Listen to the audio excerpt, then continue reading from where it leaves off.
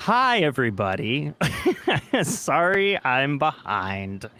Well, not really. I was trying to get this beautiful arm put together. That's lovely. Thank you. It didn't matter what I did.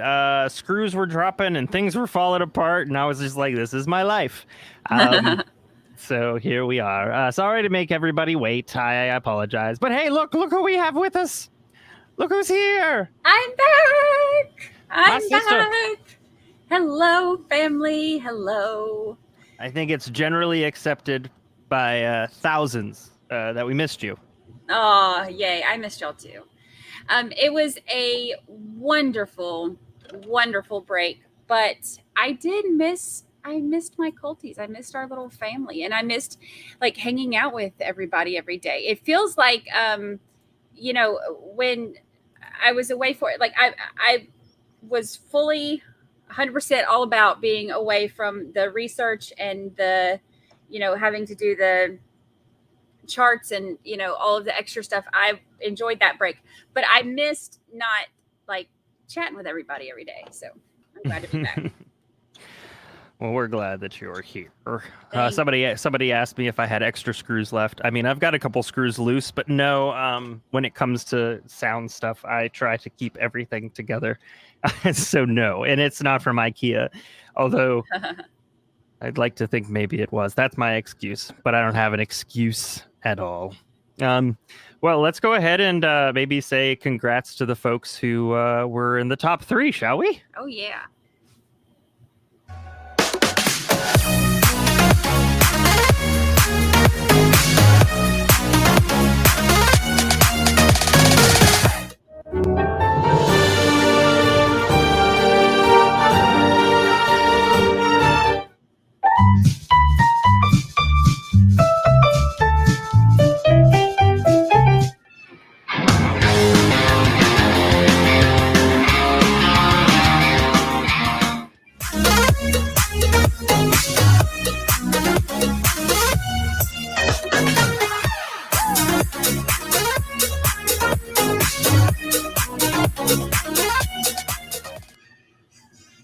Oh, congratulations, you 3.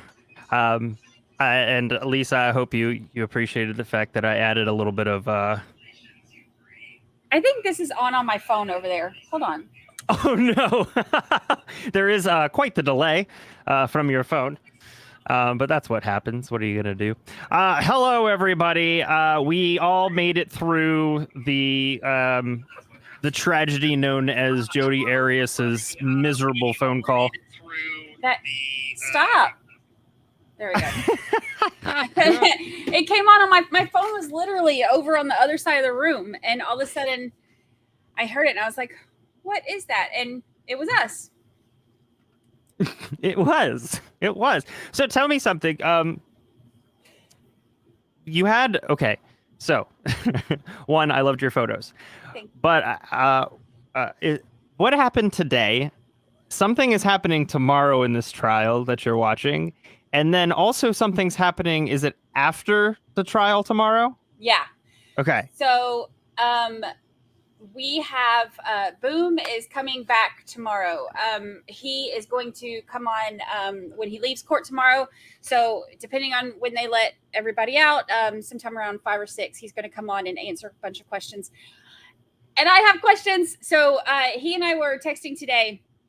And he has been in contact with Jamie King, who is, of course, Mellie's mom. And he has been in contact with Portland. So, and he's actually working to possibly do an interview with Portland, so we'll be able to pick his brain about that. But I saw the spicy screenshots of his conversation with them, so I'm not going to reveal too much. We can talk to him about it tomorrow, but yeah, y'all don't want to miss that. So well, I'm glad he's coming back. I guess he liked it the first time. Yes, he loved it. So he's coming back. And if y'all didn't see it, if you don't have Twitter or whatever, and you didn't see it, or Instagram, he put it on his Instagram too. He just went and covered the Essence Fest, and he was tweeting and had, and I mean, that's like, all these like celebrities, and he's there. And people were talking to him about the trial, and he got called a trial daddy. Like, people were talking to him about being what? Yes. So he tweeted it, or maybe he put it on Instagram. I don't remember, one or the other. And he said that people came up to him at Essence Festival and were calling him trial daddy. I was like, that's see what we started. Awesome. No. And also so crazy to think about. I know. So crazy. Oh, well, that's cool. Yeah. Look at you. Yeah. So funny. Oh, man. Oh, look. Yes. You're welcome. And we have, I have to text her back.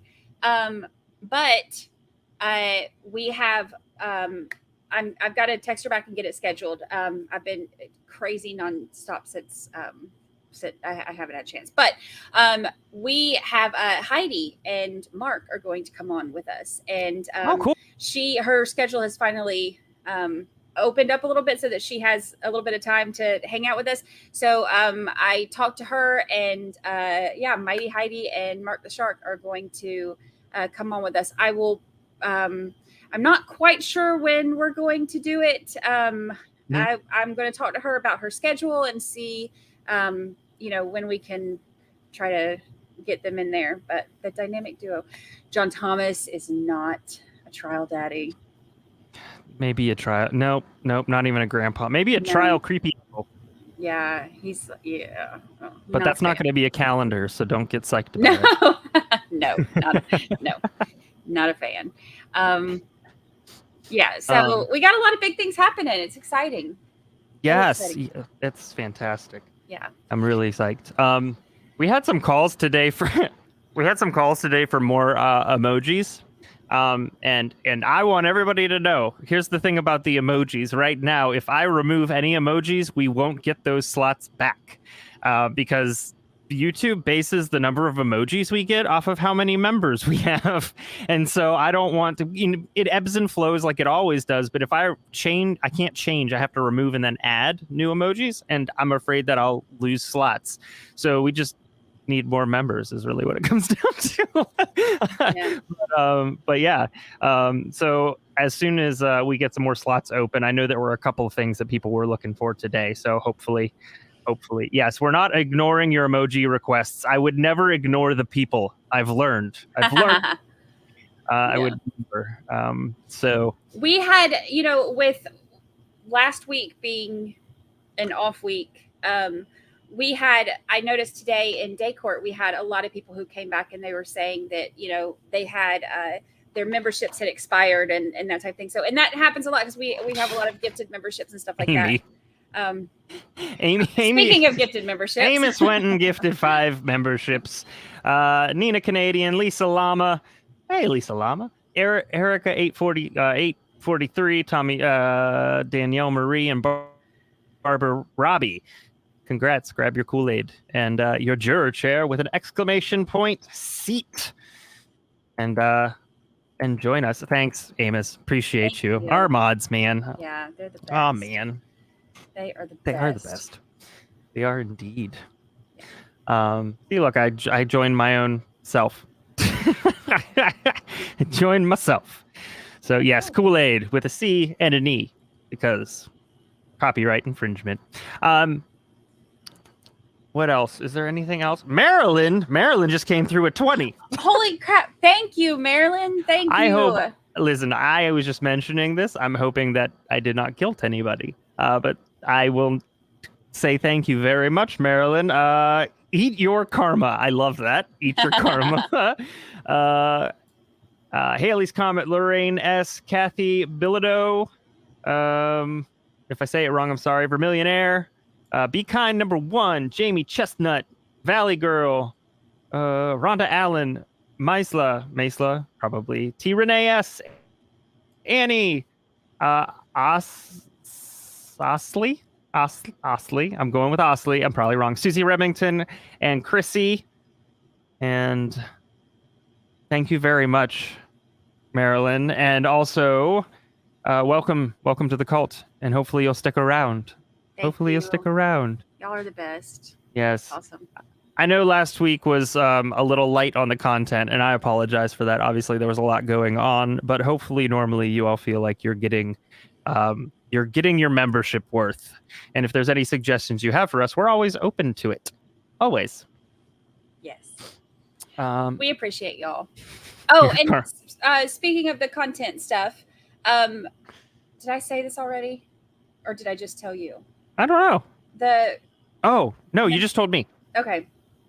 Look, that's how gone I am right now. I can't even remember.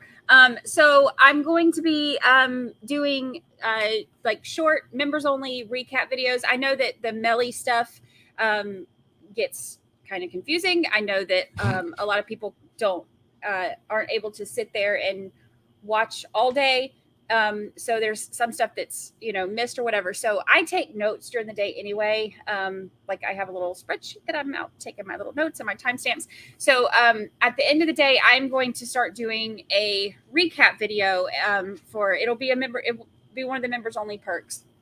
Because we love our members so much, and we love all of y'all that, come and hang out with us, but we want to make sure that,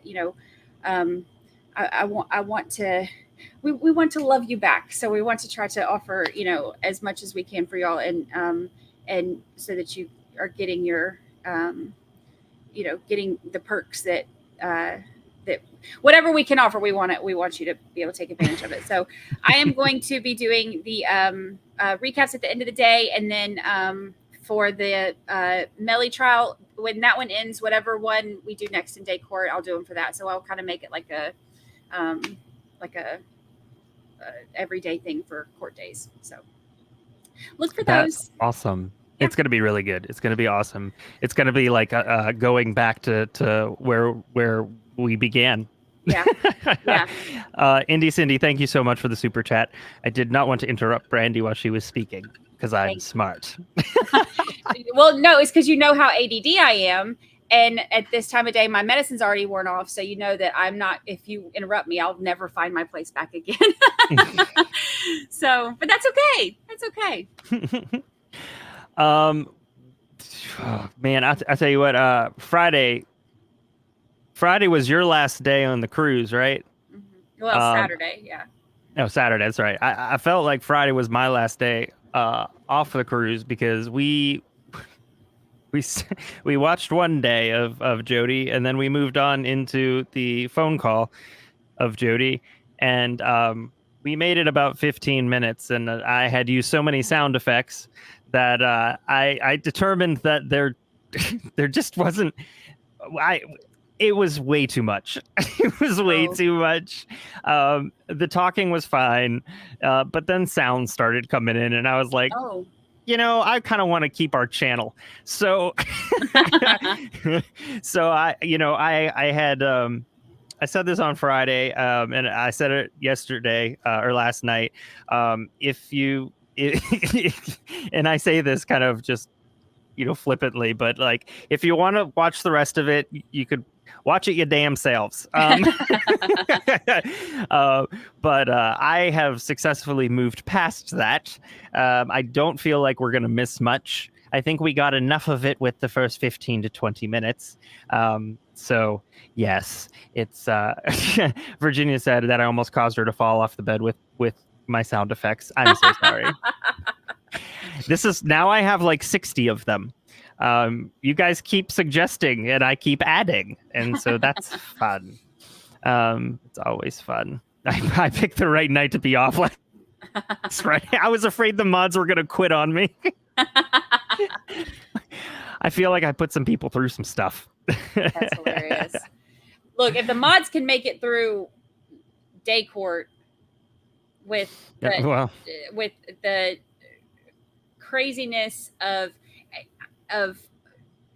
all of that, our mods just kill it on everything. It's amazing.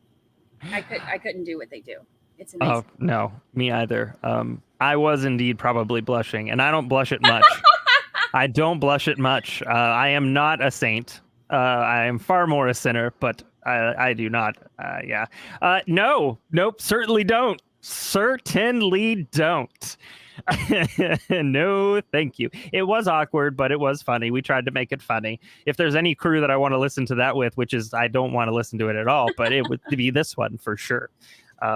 Cool. Oh, you applied to be a mod. Awesome. Cool. Oh yeah. We'll make sure that we nab those. We got 4 or 5 applications today alone, which is awesome.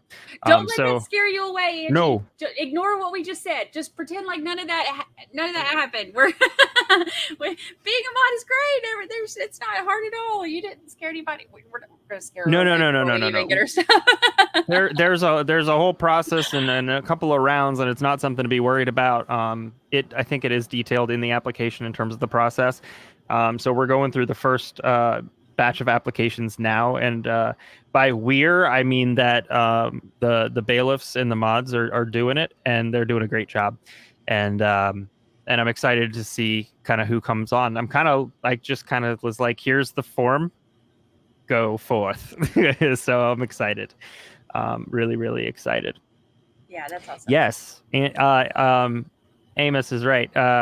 They love it, and all the original ones, and then Advocates come back. Yeah, she took some time, and now she's back. Yeah, so we're excited. Very first one. She was indeed the very first one.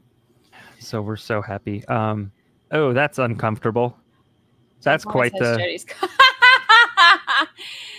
Has Jody's call uploaded so you can listen in the car. I'll tell you this. I would drive a lot faster to get to where I'm going. That's for sure. For sure. Oh gosh, I'm glad I missed it. It was. I struggle to say rough because it was via the phone. So. That's funny. We found you. Don't worry. We found you. Rhonda Morton, welcome to the cult family / cult, and I appreciate the fact that you're here. Thanks for becoming a juror. Grab your seat and your Kool-Aid. Thank you, Rhonda. Welcome. This is a great group, a wonderful group. Yeah. So I don't have much of anything else really. I mean, night court's in session. Yay. Oh, did y'all see, I showed it in day court, but did y'all see look how cute these are. Can you yes, they ended up great. Yes, there's another one too, but I only have 2 hands. Right. They are so cute. Yes, those were a gift from Brother Brewmeister. I had them when I got home. I was very excited. And Lucy has it's over there. I can't get it. She took it over there. But somebody said, and I still don't know who it is. So if y'all know, tell me. That drilling noise that has been in my condo building, which I found out that they are finally going to be done with every floor this week, which I can't really hear that much now anymore. Right. But that drilling that we've been hearing for weeks while they're doing construction in the building and changing out the doors, somebody sent Lucy a drill, a rubber. Hold on, I gotta squeaky. Well, make sure you take off your headphones. You don't want to get done that before many times. Just walk away and just pulls you back. Oh my gosh! Oh my god! And it squeaks? How funny is that? I don't think so. No. Well, that's good. If it does, it's a quiet drill. Thank God, because it's the only quiet drill that's around here. I've had enough of the noise making drills for the last few weeks. If this one made noise, it'd probably go right in the trash, but it doesn't. So thank you for this. I don't know who sent it though. It didn't have a name. So whoever sent this, I need to know because that's hilarious. And when my kid came in and saw this, he was like, "Why? Why do you have a rubber drill?" I was like, "I can explain." So I had to tell him about the. It's night court, everybody. So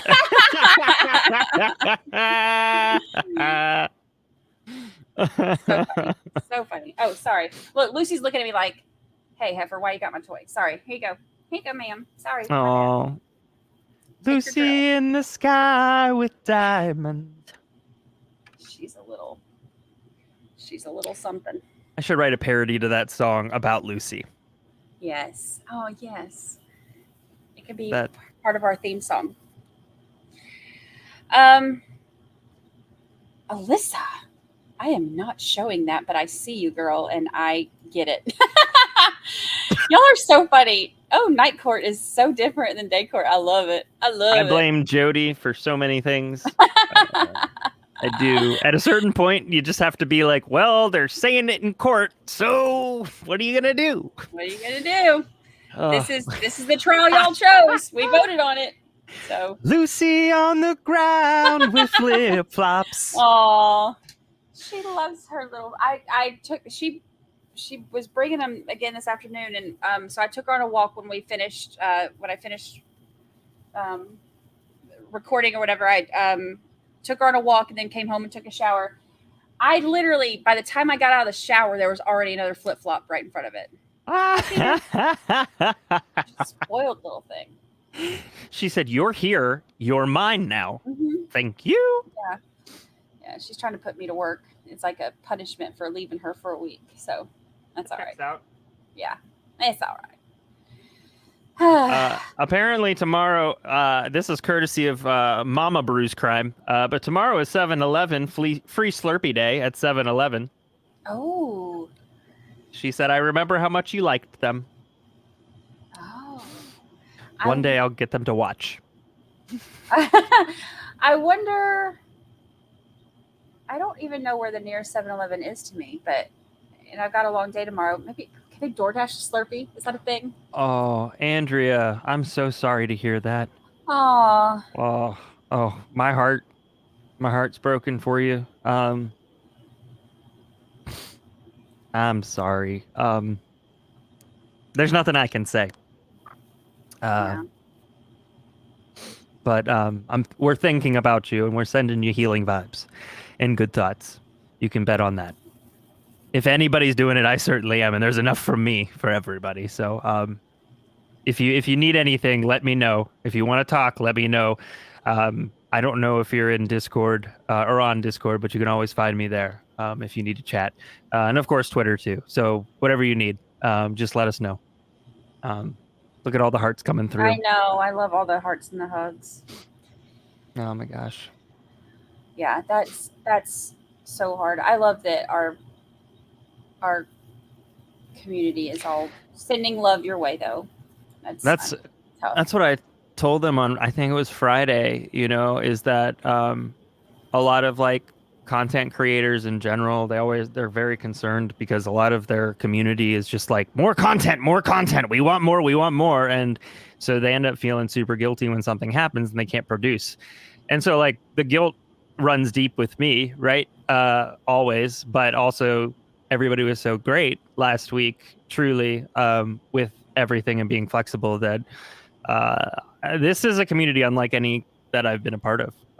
So, that's, I don't know if you feel that. I mean, I think you feel that, but. Oh, yeah. I mean, it's amazing. Even when I was leaving for my vacation, which is obviously not anything near, the loss of a family member like that. But even when I was leaving for vacation, I had people saying like, I was still trying to research to the last minute. And people were saying, no, go, go, like, don't worry, go relax. And it is amazing to me how much everybody in our community cares about each other and about us. And I love that. So it's y'all amaze me every day. Gail said, "We vibe with our tribe." Oh, I love that. I like it. I love it. We just want more wig wearing. That's all they need. I mean, I did find some stuff the other night from some of her journals, so I'll see if I can find them again, and maybe we'll do a little bit of a break tonight. There you go. So that'll be good. Yeah. All right. Well, thank you, Captain. Us and the Captain make it happen. Yeah. I love that. So where did y'all leave off? Because I've missed it. So where did y'all leave off with the last? So I know you skipped through some of the. Well, yeah. So we finished. So Jodi's been on the stand for a couple of days now, maybe 3 or 4. And we just heard. Well, we heard part of it. The quote unquote sexually explicit phone call between her and Travis. Yeah. And which I didn't think about this, but of course they had to clear the phone call with Travis's family first, which means that they had to listen to it twice, which is got to be absolutely miserable. I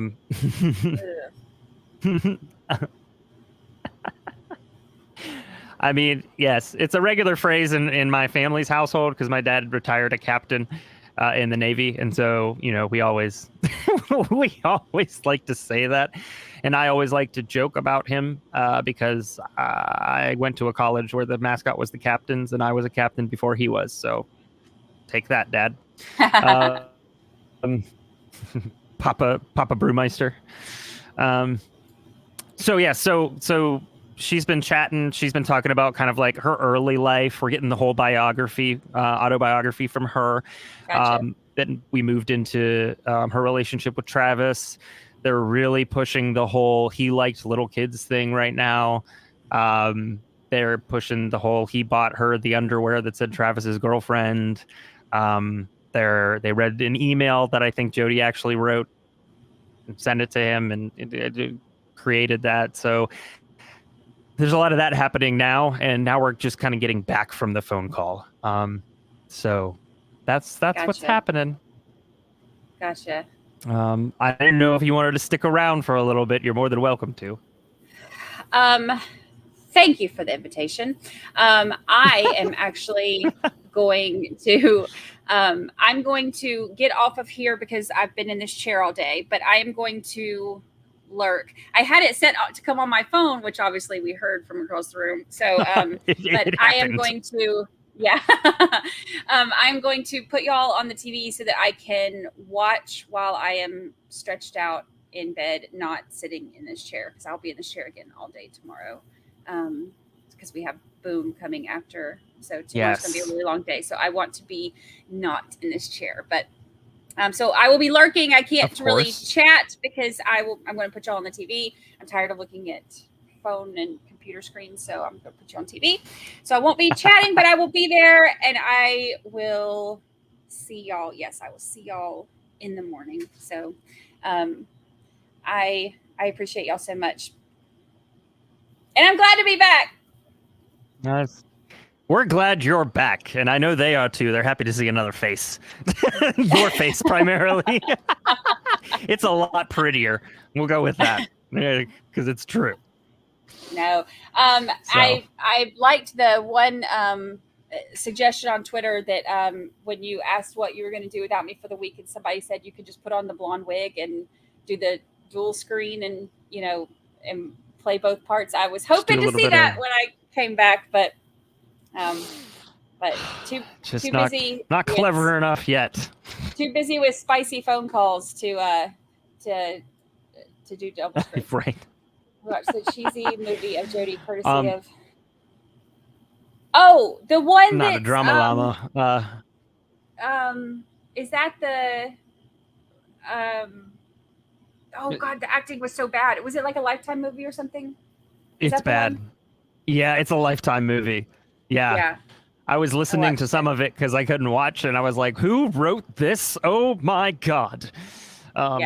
It was rough. It was rough. Yeah. But we watch a lot of those things in our Discord, so feel free to join.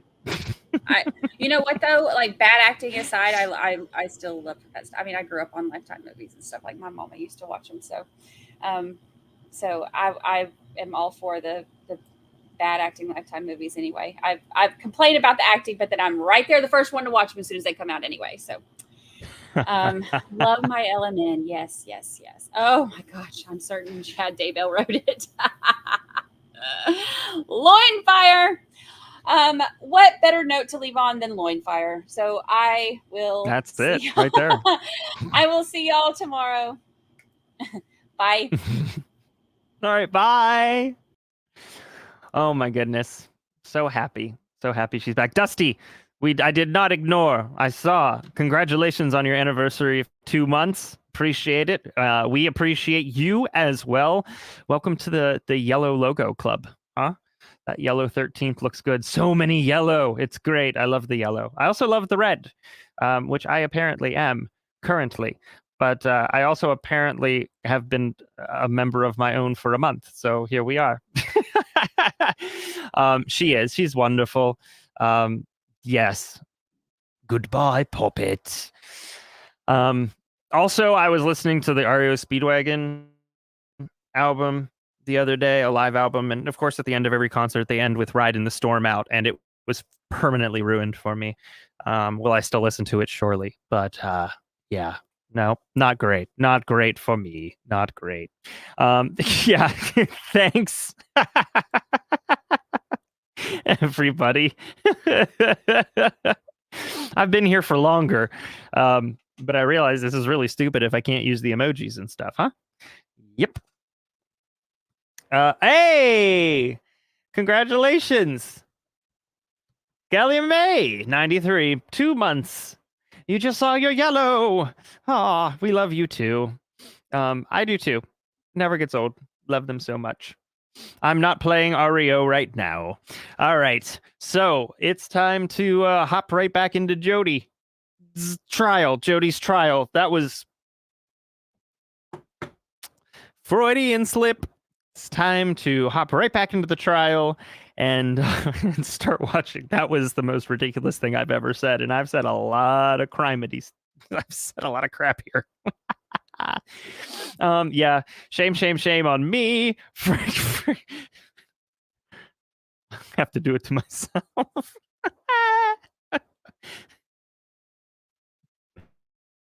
Okay, I got it out of my system. We're done now. I think I was meant to be a shock jock. That's what I think. All right, here we go. We're going to get started. This is right after the phone call ends. Mr. Nurmi, you may continue. And I need to move my face. Jodi, the conversation we just heard before the break, when did that take place? May 10th, 2008. Where were you when that conversation took place? I was at my grandparents' home in Wairika, California. Were you living there at the time? Yes. When did you move back? Somewhere in the first half of April, 2008. Okay. What motivated, to your understanding, how did you wind up having this conversation with Mr. Alexander? Those kinds of conversations were something we began to have on a regular basis after I moved back. And that day, I can't remember if we were talking or chatting, but he said something kind of mean and I got offended, and then we got online and started chatting about it. And that's how that started? The conversation turned sexual again, and he wanted to get off the phone so that we could further the conversation. So I told him I needed a little bit of time to psych myself out of the bad mood, the sad mood I was in, because I didn't want to talk to him in that kind of mood. At least that wasn't the mood he wanted me to be in. So after that, we logged off, and I think I called him a little while later. And the recording of the conversation, do you know how that came to exist? Yes. When I got my Helio phone the day I moved out of Arizona, the phone that I had was a Motorola Congrats, Razr, and I put almost it in the drink cup for 2 holder in the months. U-Haul truck, and I went to sleep inside the truck. I'm And when I gonna woke up in the morning, I realized that I murder set the it phrasing of this. in the Mucho bottom of the drink holder was a cariño whole bunch of para hot chocolate that todos. had spilled the Is day that before, right? and I don't it know. basically soaked I in hope hot I chocolate didn't all night. So my insult. phone didn't work anymore. I met up with Gus Searcy somewhere in Insult Southern you. California. He had a free phone deal, and he let me have the Helio. And I agreed to pay him for it, but I don't remember how that worked out.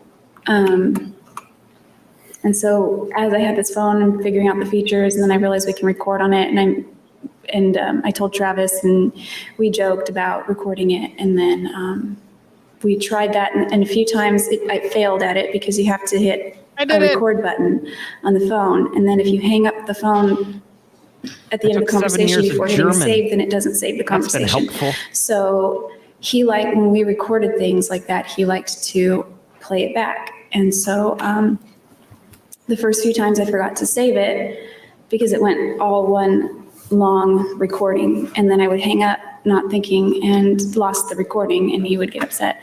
So throughout the conversation, I began to hit save, save, save so that I didn't forget. So at least even if I forgot at the last one, at least a portion of it previously was saved. She's saying he wanted So her to you record recorded them? it at his request? Yes. Dang. Oh, I did let Kirk know. I told you guys on Friday that Kirk had I sent me a want to message, ask you, saying sorry about Stella. about And some I of let him what know we that you guys heard liked his ties and his suits. on the tape. And then we were still talking about it. Early on, there was a discussion about Abe and a compliment he was making to you that was an insult to Travis that you should have corrected. What, do you know what that was a reference to? Yes, We only that was listened to when we were in 15 Oklahoma minutes of it. City You didn't in miss much. March Too much. 2007, and that's when Abe said, "You deserve better," and he didn't mean it like in a way like you deserve me instead of him, just in a way that he thought I deserved better, to be treated better, and I took that as a compliment because that meant need to to me finish that his books.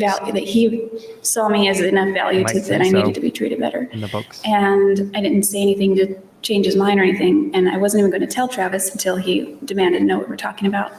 And I wanted to be open and forthright in our relationship. So I told. And by demanding to know, that was when he grabbed your arm by the elevators? It wasn't by the elevators outside the crowd, right at the edge of the crowd, but yes, that's when. Right? There was also, and just so we're clear, when we say Abe, we're talking about Abe Abdallah, right? Abdel Hadi. Abduhadi, excuse me. And Mr. Abduhadi was also mentioned that Travis made a comment about he was going to kick Abe's ass in the bathroom. I gave a whip your A vibe to him, Yes. relating to kissing. They call me you. Mellow Yellow. Can you explain to us what the backstory of that is? Yes. When Abe and I went on a date in January 2007, prior to Travis and I becoming exclusive, we were in Barnes & Noble and looking at books, and he said something, and I went to look at him, and he leaned in and kissed me, and I wasn't expecting that. I was kind of shy about it, even though he was nice, but it was nice, but it was kind of threw me off a little. So I pulled away, and I was shy, and we didn't kiss again. We went to dinner. I don't remember what else we did. Then he was walking me back to my car, and he began to kiss me more near my car. And after that, Travis had interrogated me about the dates that I had that day, because I went to lunch with John, then I went to dinner with Abe, and then I hung out with John afterward. And so I liked John a little bit more than Abe, but I was getting a platonic vibe from him. So when I described the dates to Travis, he said he picked up on that I liked John, but he asked me directly if either of them kissed me. And I said, well, Abe did in Barnes & Noble. And then I sort of trailed off, and I could tell by the tone of his voice after that he was not happy. So I never told him about the parking lot. And when I was getting ready to move to Wairika, we had a conversation in his bedroom a few days before I moved, and we kind of just came clean about some things that we were keeping from each other, and that was one of the things that I feel like I never told him that I should have. You and Travis had a kind of a come clean conversation before you moved, right? Yes. Oh my God. Yes, and so You are after not he told me wrong. some things and I told him those things, and he felt like I had lied to him from day one about our relationship, and that our entire relationship was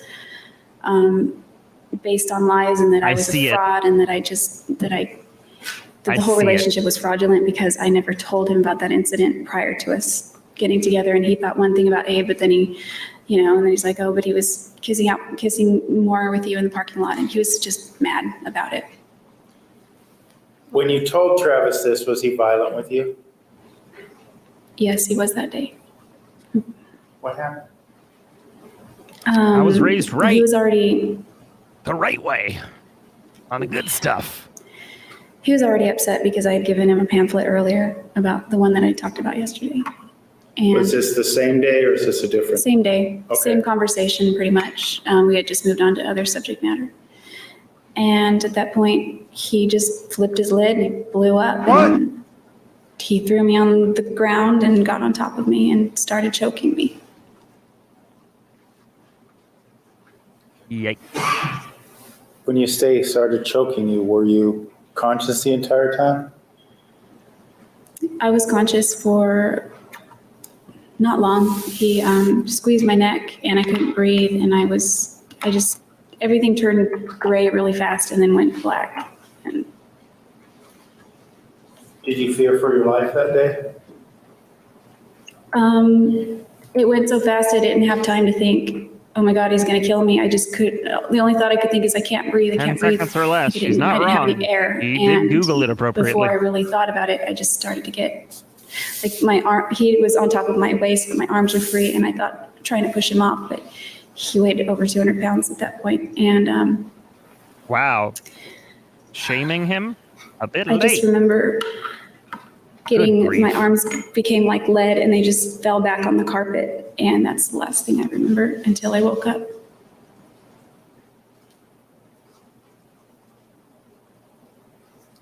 And when did this incident occur?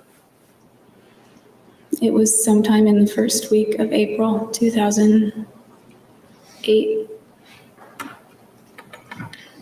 Is this after the incident you were telling us about yesterday where you said you realized you were one of those battered women that didn't speak up? It was about 3 months after that. Okay. You know what, Angie, that's a really good point. A good chunk of the time where we really know that she's probably that she's lying. She There was stares, also talk and that's typical on actually. this When you're lying, phone you want to see call, if you actually got away with it, and everybody believed you. about a In this case, she's not, and so I'm drunk interested chick hanging on Travis. Is that the story you told us before? if there's Yes. any Okay. gauge of truth to this. There but was a lot again, of sexual activity doesn't really qualify discussed unaliving. on I mean, this tape. maybe, but Did all Yeah. this sexual activity that was discussed, did that all take place before you moved back to Wairika? The things we were talking about, yeah. Yes. Well, some things we were making future plans, but a lot of it was references to prior experiences. So when you're talking about things you did, all those things happened before you moved back to Wairika, right? Things we did, yes. Yes.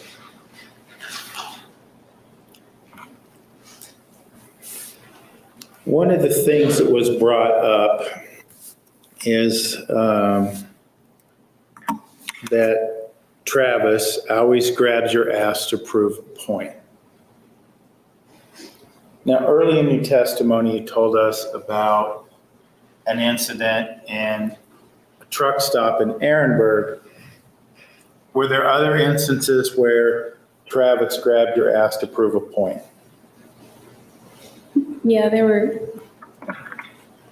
other instances. Tell us about those.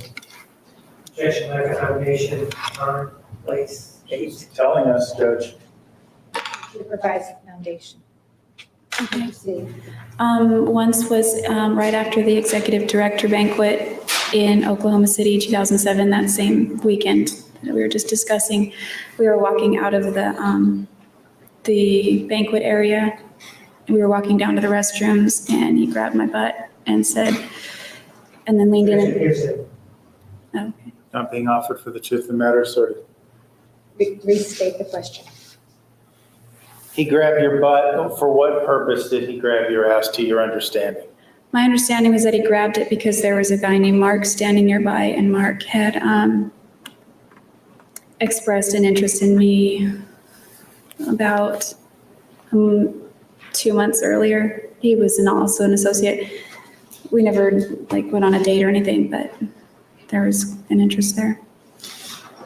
So the point he was proving was that you belonged to him? Objection, reading speculation.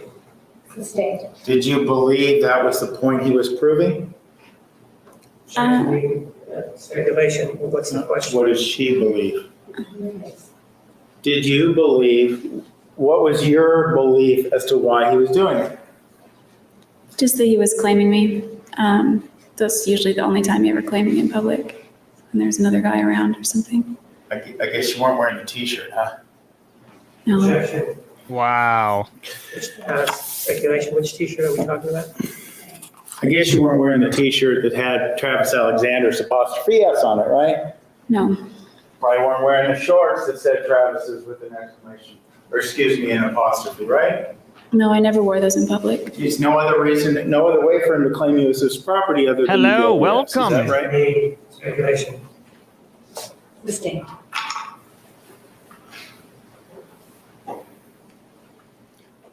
Did he prove this point of you being his on other occasions by grabbing your butt?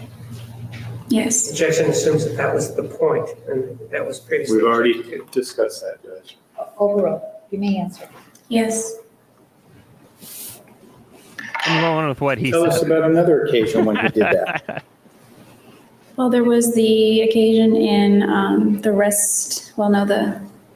the truck stop restaurant. It was like a convenience store and a restaurant adjoining. I think it was in the convenience store, more so near the registers. And there were a bunch of truck drivers in line, and he did that. And the other occasion was the one I referenced on the tape, which would have been in Las Vegas at the convention in 2007, where he did that again in front of Abe, the same guy we were talking about. Okay. Was this a fairly persistent pattern with him? If he thought a guy might be interested, he would grab your butt? Well, in public, he only did it around when he perceived other men to be watching us. Okay.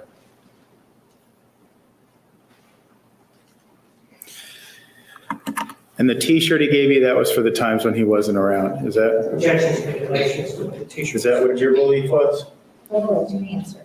No, it was a joke. He wanted me to wear it in public when we were in Huntington Beach. He wanted me to wear it into the lobby, and there were other associates there, but I refused because it was embarrassing.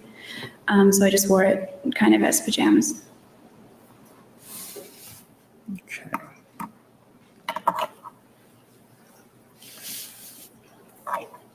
Another person was discussed in the tape, an individual by the name of Danny Jones. Who is, well, let me ask you this. Was Danny Jones a friend of yours or a friend of Travis's? He was more an acquaintance of mine. I didn't really know him.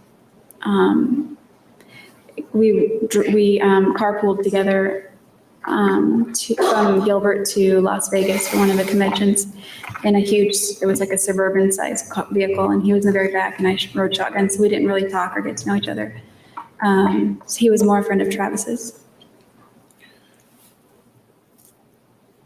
Did Mr. Jones, referring to Danny Jones, did he ever express any kind of interest in dating you? No.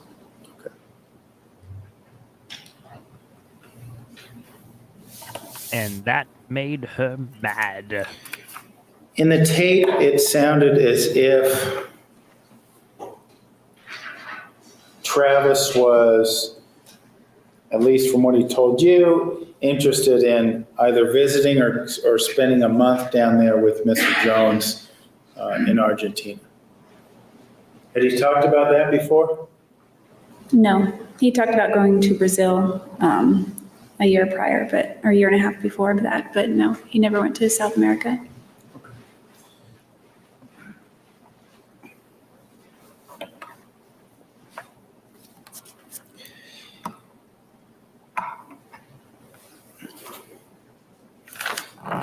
I want to ask you then about some of the sexual behavior that took place, that was discussed on this tape that took place before you moved. Objection! Hearsay! There was a discussion. Well, let me ask you this. When you recorded this tape and you were living in Wairika in May of 2008, were you 12? No, Was this your first orgasm? no, Relevance. Relevance. There was Check, talk please. about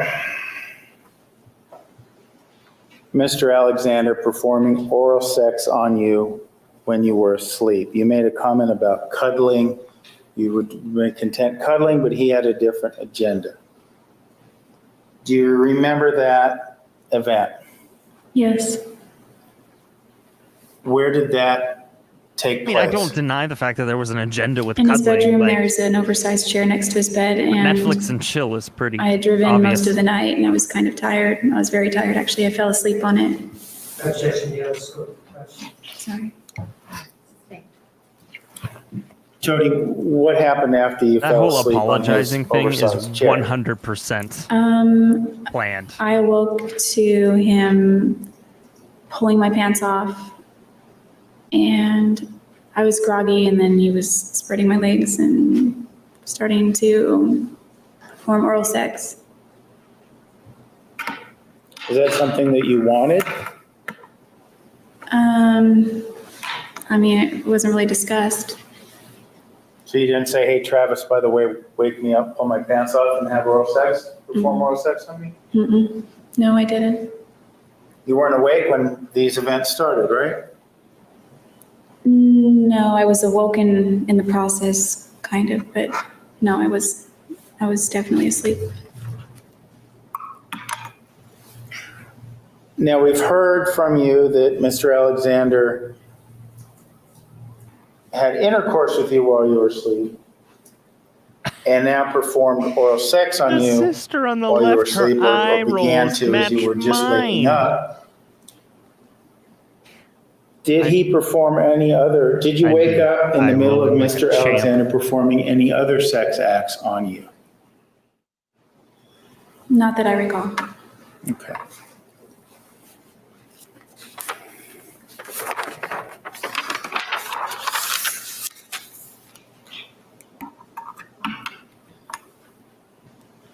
She makes herself look uncomfortable. There was but discussion There's no on true this tape discomfort. Like, it just doesn't look like there is. about Pop Rocks and Tootsie Pops.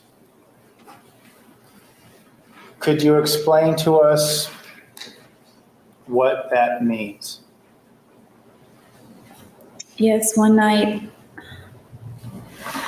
I think it was on a Thursday, I was scheduled to go to my friend Lonnie's baptism. I think we had a lot of nights, but I think this was the night that he was getting baptized. And Travis asked if I wanted to come over, so I ditched the baptism and got ready to go over to his house instead. And he wanted me to dress up in a schoolgirl outfit with braids. I didn't have a schoolgirl outfit, so I looked through my closet to see if there was anything comparable. And Let me stop you there. Was there a certain wardrobe that was desired for this schoolgirl outfit? Yeah, like a private school girl. Okay, but what do you mean? So if you could be specific, Jodi. Well, we had discussed it briefly before, and so I don't know how specific I can be, just like a schoolgirl, maybe in a skirt with a blouse. What else? Knee-high stockings, Mary Jane shoes, that kind of thing. What about underwear? Sometimes no underwear, sometimes with the Spideys, Sometimes what? with the Spider-Man underwear. The Spideys. Would they be considered the Spundies? So this schoolgirl outfit, you did this on more than one occasion? I didn't have a schoolgirl outfit, so I just put something together that I thought he would like instead. Okay. And how does this relate to Tootsie Pops and Pop Rocks? He asked if I would go swing by and get those on the way over.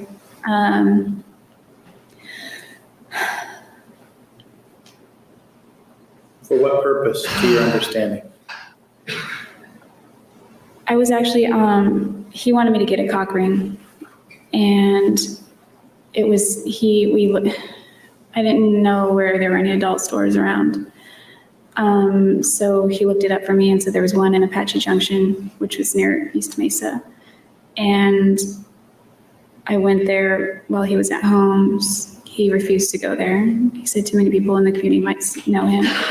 And so I went in there, dressed up in my stupid outfit, looking for a cock ring, and came away empty. And while I was in the store, I called him and told him they didn't have any. And that's when he said, well, go ahead and go get some pop. Sorry. Sustained. After you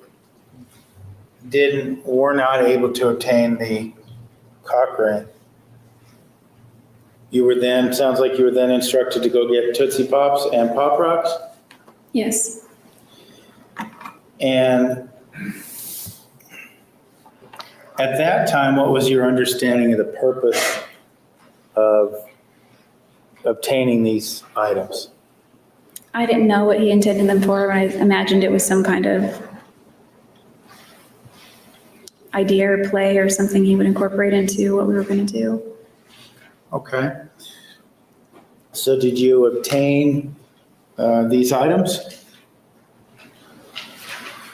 Yes, I went to Walgreens in East Mesa, and I didn't want to go in. I felt dressed really inappropriately. So I left Walgreens and I went over to Walmart, this other Walmart that I never go to, and I went in there and got that.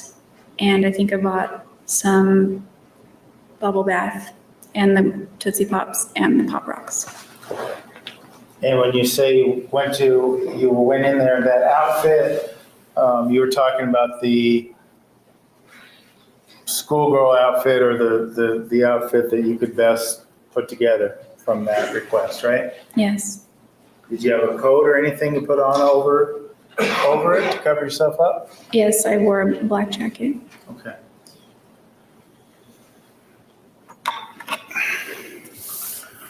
So once you have the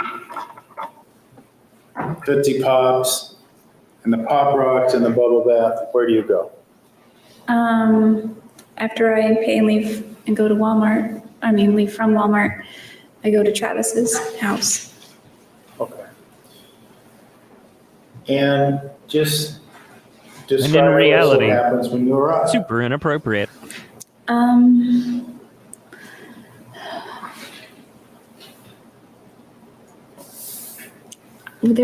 trying to not confuse the incidences because there were a few times that we did things like this. So, by this point, I go into the house. We had taken a bath before, but there were no bubbles, and this time there were bubbles. And An important detail. we had sex in the bathtub and then again on his bed with the candy. Okay.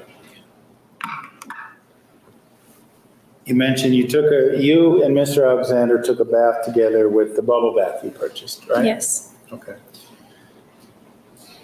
Did you have sexual relations in the bathtub? Yes. And what sort of sexual relations did you have? Yes, please tell us. That was one In time we detail. had vaginal sex. We actually did twice in the bathtub. And why was it okay to have that in the bathtub? Well, it wasn't okay, but he said it was okay. Objection, hearsay. Goes to the effect of the listener, Judge. Objection! Why did he say Hearsay! this kind of sex was okay? I didn't think it was serious. He said it's underwater, so it doesn't count. I mean, I Okay, assumed well, it was a hang on. joke. You mentioned then you had sexual intercourse twice in Splishing the and a bathtub, splashing. vaginal intercourse, right? Yes, Moving prior with to a us actually grooving. just going all the way, like, to heck with it, let's just, sleep together. Prior to what? Prior to it, just, we kind of reached a point during our relationship that we just began sleeping together without any boundaries or limitations. You mentioned that the Tootsie Pops and the Pop Rocks were involved in this session. No. How so? He wanted me to put Pop Rocks in my mouth while I gave him oral sex. And did you do that? Yes. And the Tootsie Pops, what did they turn out to be needed for? The court reporter started blinking. He wanted An awful lot. to put the Tootsie Pop inside of me. What a girl wants, mean, just what a girl needs. spend time down there doing Whatever that, makes as you you could say. happy, What do you mean sets inside of you? free. I'm gonna bite my pillow. That's what I'm inside my gonna do. vagina. And you allowed him to do that? Yes.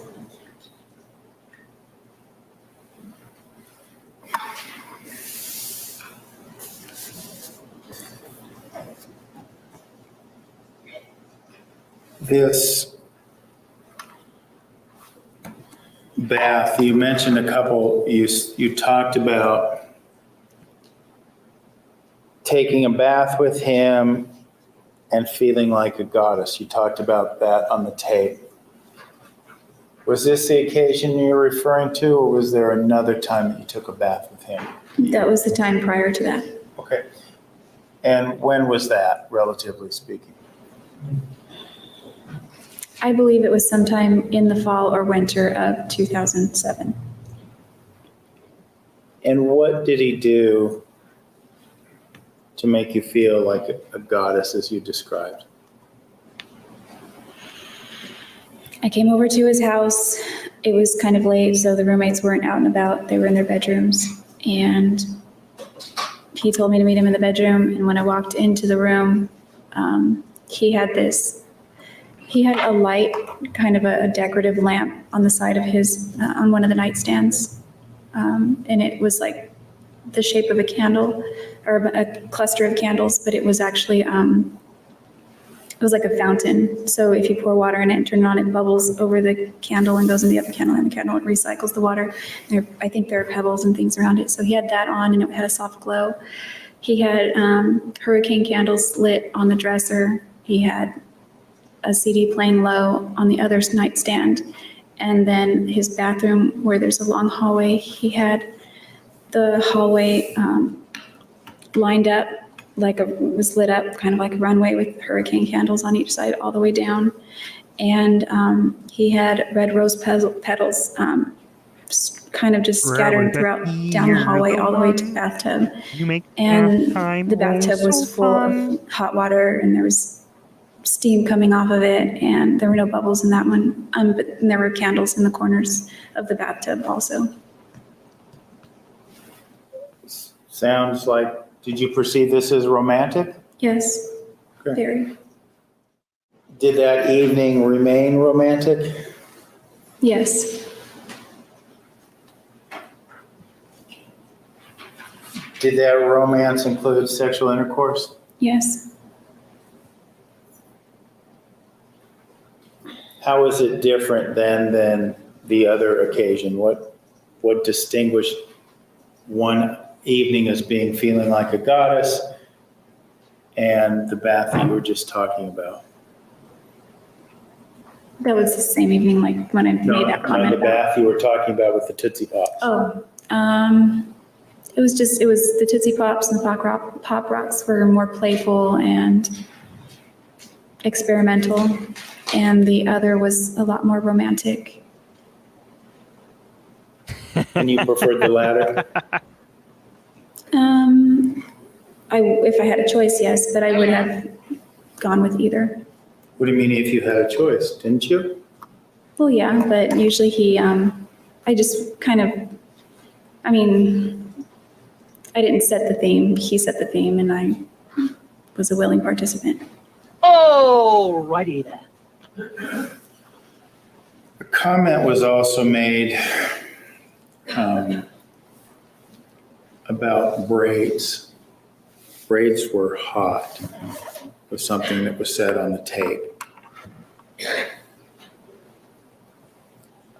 You alluded to a schoolgirl outfit, and early in your testimony, you talked about Mr. Alexander having an interest in younger women. Was the braids a part of this interest, or what was your understanding about the braids, or describe that for us? The braids were, at that time I still had blonde hair, and he called me Pollyanna with the braids, that kind of thing. I believe it was to make me appear a little bit younger. He liked you to look a little younger? Just poison ivy. Mm-hmm. Yes. Yeah. Mm-hmm. Did he ever ask you to act a little younger?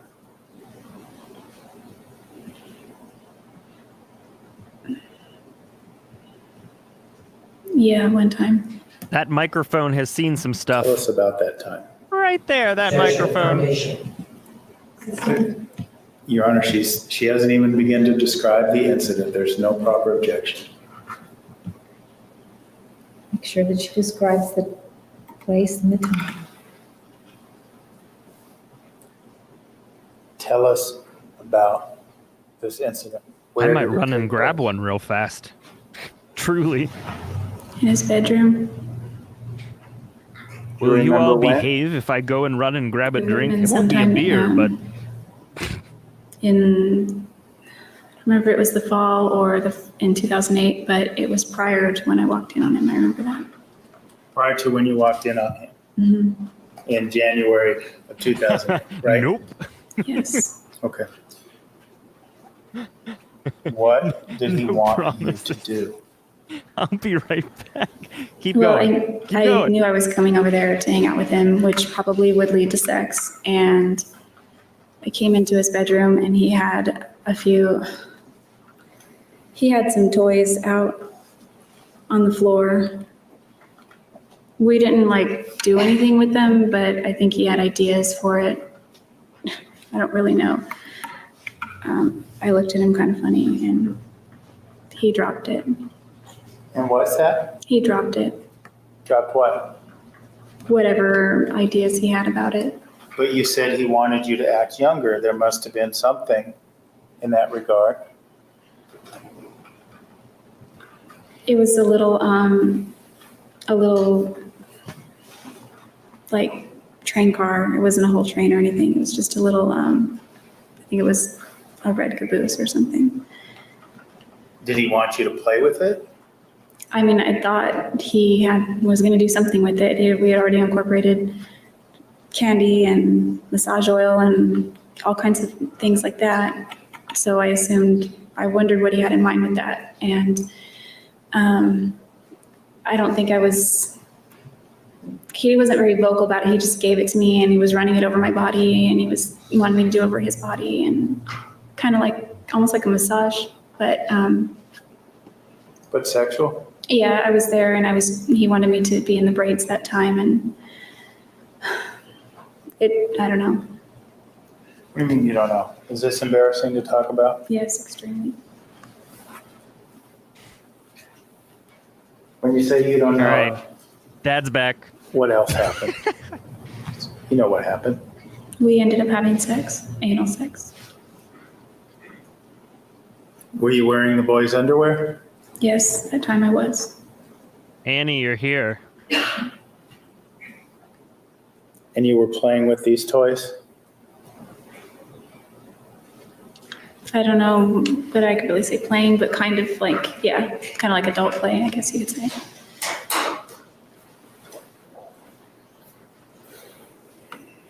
Yeah, that fella's next to her mom is her dad.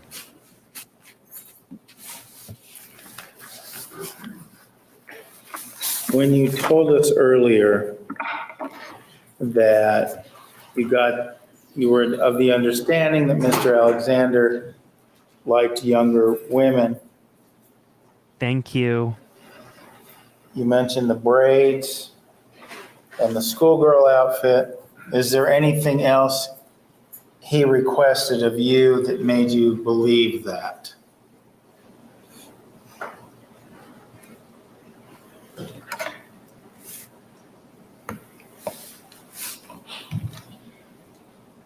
There were things I learned about him that made me believe that, but Well, how about things he requested of you? Did he request you do anything else to make yourself look younger? braids, schoolgirl outfit, Right? Spidey's, Right? I don't remember.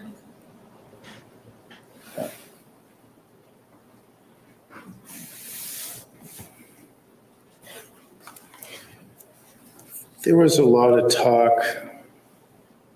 on this tape about photo shoots and pornography and the porn star thing and pictures of you with semen on your face, making quote unquote legitimate porn.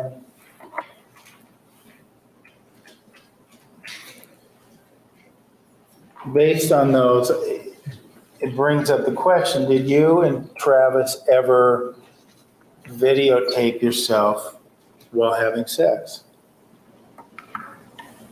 Yes, Can we not watch it, please? And whose desire was for that to take place? Just a sheet. It's a seat that shifter. is.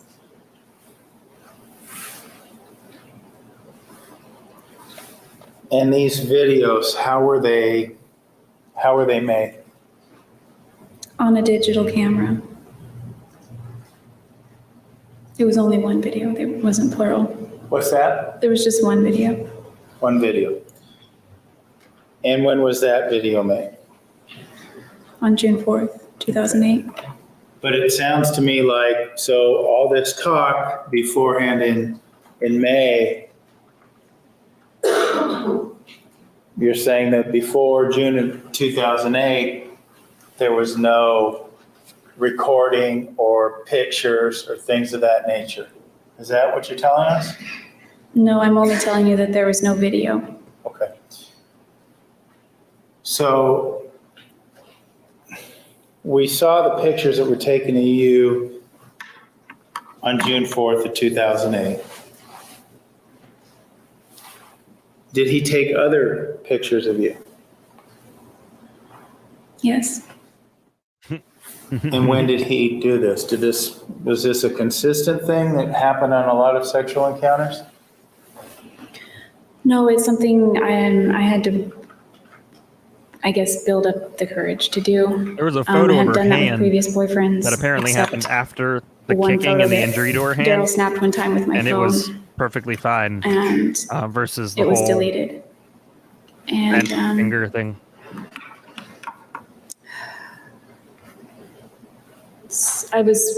ironically, the thing I was afraid of is that it would get out. And so I didn't want to do it. And so What do you mean get out? he wanted me to email him some pictures or maybe phone pictures, send him.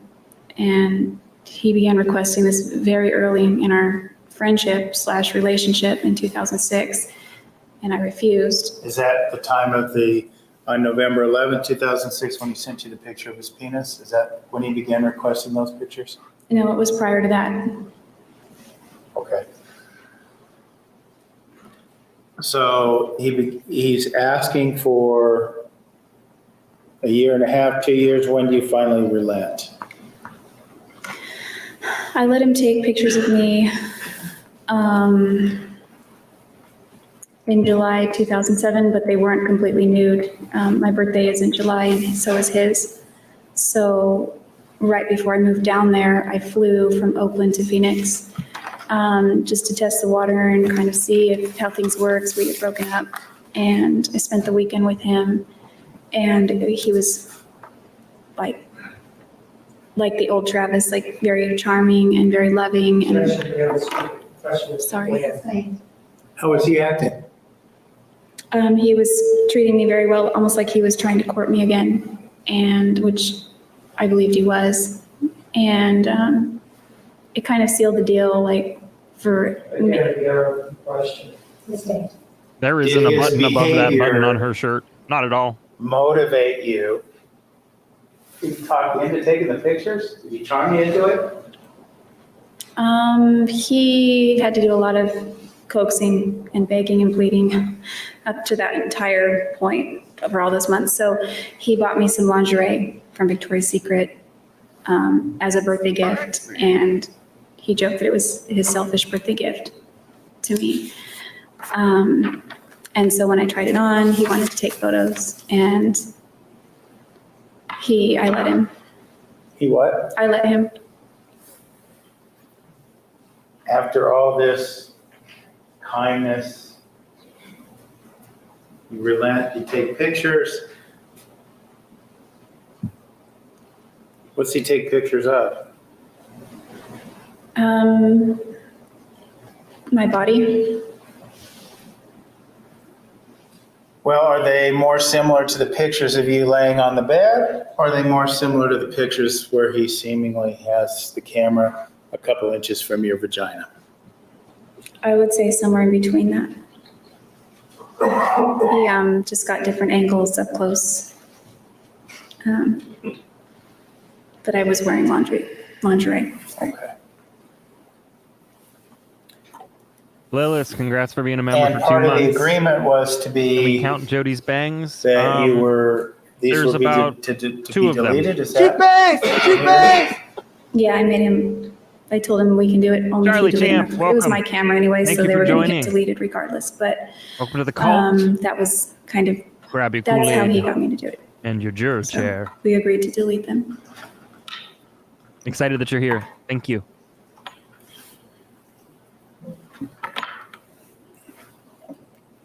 Once you agreed to these initial pictures that happened in July, was that the only time that happened besides June 4th? No, he wanted to take a few pictures of me while we were at Havasu Pie, and we were alone. Did you relent to that? Yes, he had been asking for over a year, since I didn't want to concede to give. Sorry. It's improper objection, Judge. Ask me a question. Did you wind up taking photographs? Did you wind up allowing Mr. Alexander to take photographs of you, nude photographs at Havasu Pie? No, they weren't nude. They were in my bikini. Were you wearing all your bikini? Yes. Yes. There's actually an interview after the trial, which Were will play those after to the trial. be deleted, or were those for him to keep? I wouldn't have let him keep them at that point. What's that? I'm sorry. I don't know if they were deleted. Because I think I saved a couple that were normal, like just one of me standing there, and some of us as in a group shot. But the ones he took were a little bit more up close, like cleavage and that kind of thing. So those were deleted. Okay. over the course of your relationship, then, were there several of these photo sessions? Where he would take nude photographs of you and delete them? Well, I don't know what you mean by several. Do you mean a lot or a little? Well, how many would you say that there were? Really? With the lingerie and the bikini and June 4th, I think there were maybe 2 other times. Okay. Besides those times? Yes. Okay. There was talk in that tape about taking pictures of you with semen on your face. Did he ever do that? He never took photos of it. That was something we were planning. Something I lied about.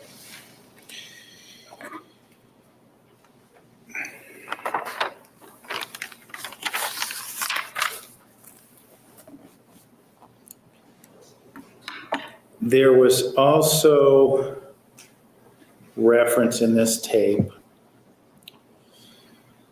to Ehrenberg. Early in your testimony, you had told us about a trip you made to Ehrenberg with Travis. Refresh our memory, when was that? It would have been in October 2006. Was that the only trip you made to Ehrenberg For that with Travis? Yes. Yes. And this was the kind of weekend trip that you discussed earlier, right? Yes. Okay. You mentioned on the tape about grinding in Ehrenberg. Is that what took place, apart from oral sex? Yes. It also sounds like from the tape, So this is part 6. it would be someone Part 11 is listening where to the the tape, prosecution someone would walk starts. away with the impression that he was We're getting also there. We're over halfway there. proselytizing to you about the Book of Mormon Juan Martinez. on this trip to Ehrenberg. Is that correct? I would say so. We discussed some things about it and some of the doctrines, a few stories in the Book of Mormon. So A lot of this them. 3 days weekend worth of questions. in Ehrenberg includes oral sex, grinding, grabbing your buttocks at a truck stop, and proselytizing about the Book of Mormon. And a movie. Objection asked and answered. And a movie, right? Is that the weekend? Yes, and dinner at Sizzler. Dinner at Sizzler on burning some CDs.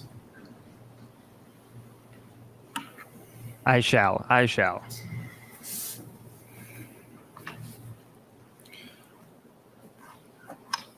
There was also some talk on the tape about introducing Travis to KY. No, this is the build-up. This is the Do you recall build-up. hearing that? Yes. He shot me right So in the we're butt, clear to pal. your understanding, what is KY? KY is a personal lubricant. And did you in fact introduce Travis to it? Yes, I did. Why? He refused to buy, well, he was using Astroglide before that with Esther, and she brought that over. He ran out of it eventually and then just went back to Vaseline because he refused to be seen in public buying personal lubricant. So I brought KY over one time, and yeah. And what? Well, on the tape I was about to say that Daryl introduced it to me, but I didn't want to bring up an ex-boyfriend because before that I did mention that I was using baby oil. That's what I used in prior relationships because I just never thought of using KY. And so when I began to date Daryl, that's what we used. And so that's what I was familiar with. He was only familiar with the Vaseline and the Astroglide but Astroglide I think was more expensive, or the kind that I saw on the shelf. So rather than buy that, I just went with the brand that I knew and the cheapest version of it. Okay. That's something I wouldn't skimp What on, was to be honest. Not the really. KY used for? For sex, Anal sex? all kinds of sex, All kinds of except sex. oral.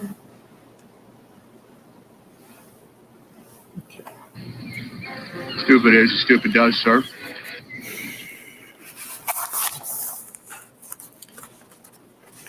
There was also some discussion about Mr. Alexander, and I'm paraphrasing here, Right? tying you to a skimp. tree and putting it in your ass all the way. What There is was no way that he enjoyed a saying that reference sentence. to your understanding? That sentence Objection, is explanations, talking about the time that you like it. Rephrase the question. Are you kidding me? On this tape,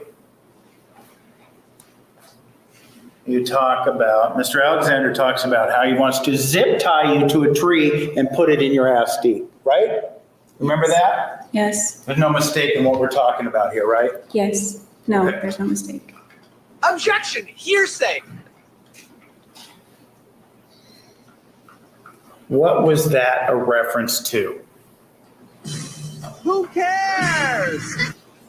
That was a reference to a photo shoot that he wanted to do out in the woods somewhere. And he had a fantasy that he had had for quite some time since before I met him, where he wanted to, Objection, foundation, foundation. She's describing it, Your Honor. The way it worked is I make the objection, you rule. Yes. Okay. Follow up with another question. Sustained. He wanted to do a photo shoot of what? he wanted me to dress up like Little Red Riding Hood.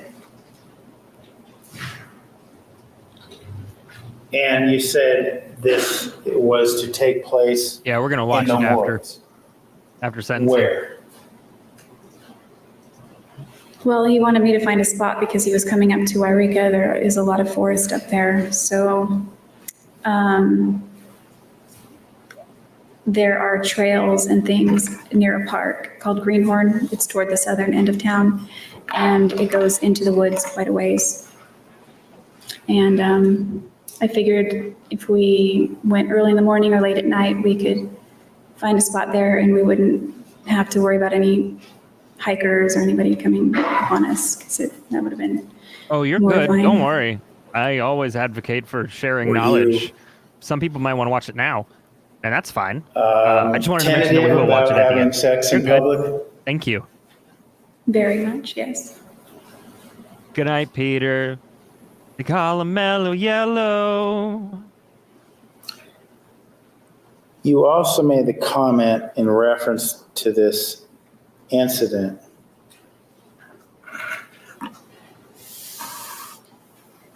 that it's so debasing.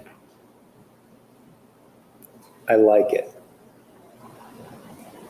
Recall saying that or hearing yourself say that? Yes, I do. What did you mean by that?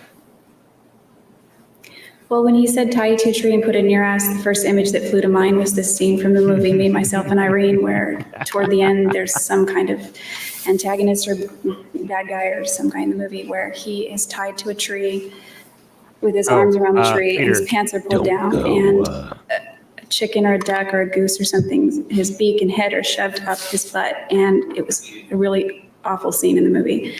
It's supposed to be funny, but it was disgusting to me.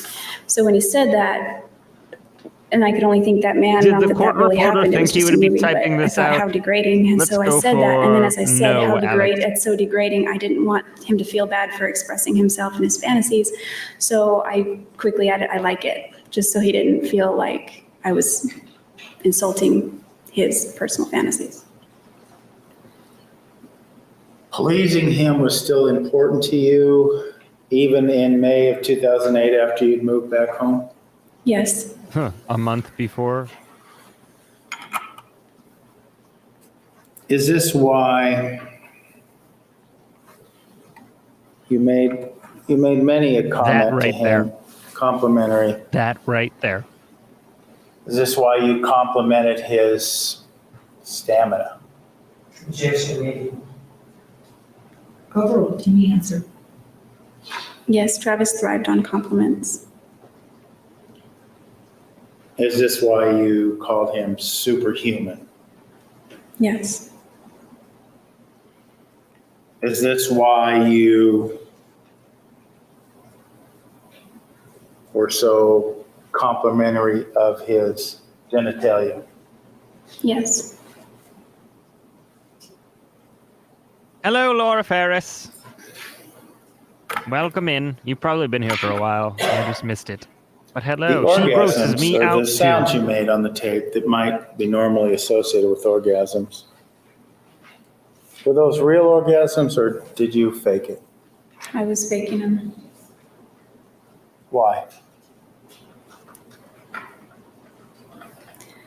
She said, Well, she said, really? I was Really? on the phone. Why? Sorry, it's kind of embarrassing. No kidding. They just Take played the your entire time. phone call, ma'am. I was faking them because, well, there's several reasons. One, I wanted him to be, well, he was turned on by it. So I wanted him to be turned on. I wanted him to like it. And I'll have the also I was opposite of faking it what because she's I having. can't. Well, when I'm on the phone, Blah, blah, when I blah, do something blah, like that, blah. like masturbating requires both hands, so I couldn't use just one and actually reach that point. So I just faked it so that he could,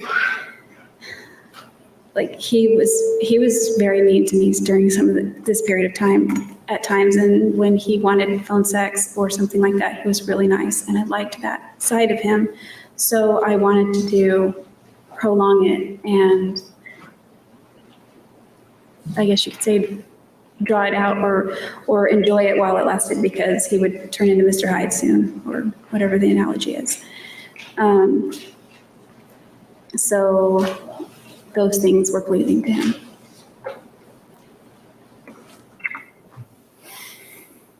Okay.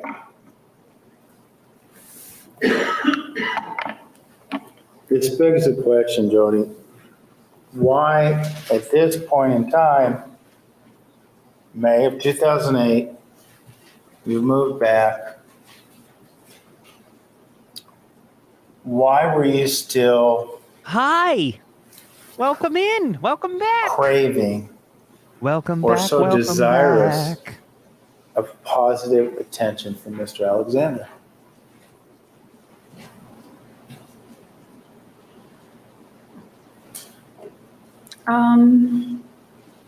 I just, Have an answer to that.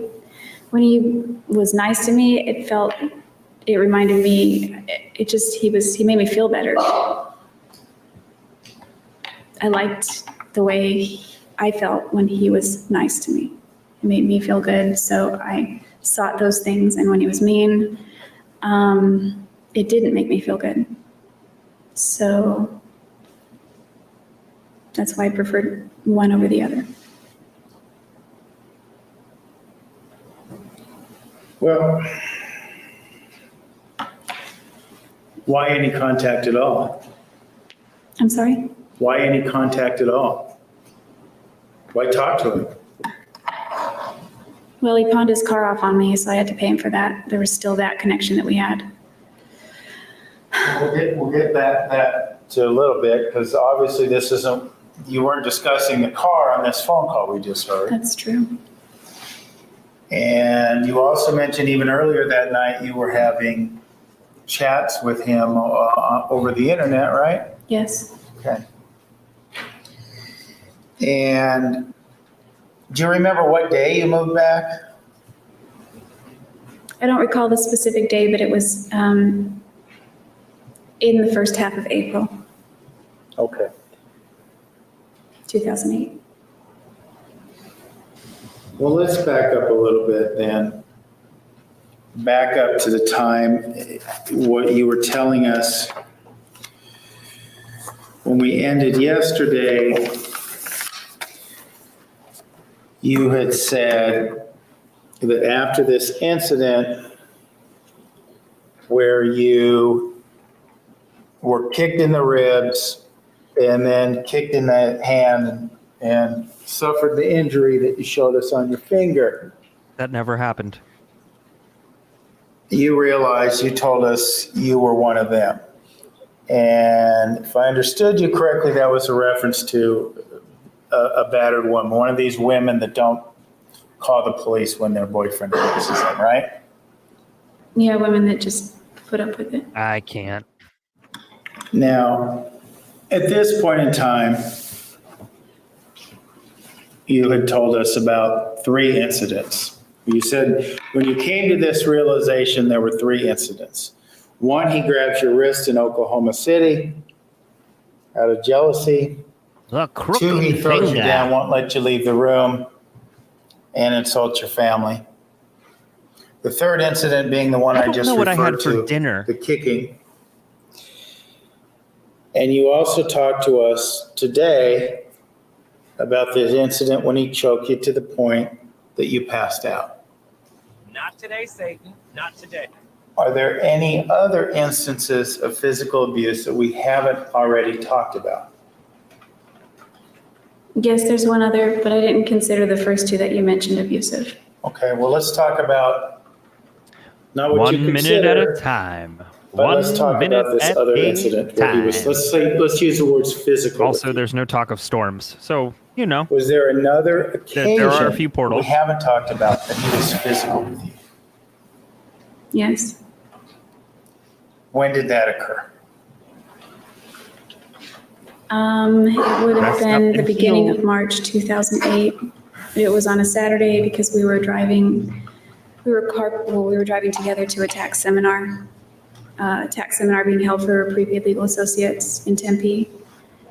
And we were on the freeway and we began to argue about, I was moving back to California. And it was something I had told him I was considering. Maybe a few days or a week prior, but I didn't really get into it.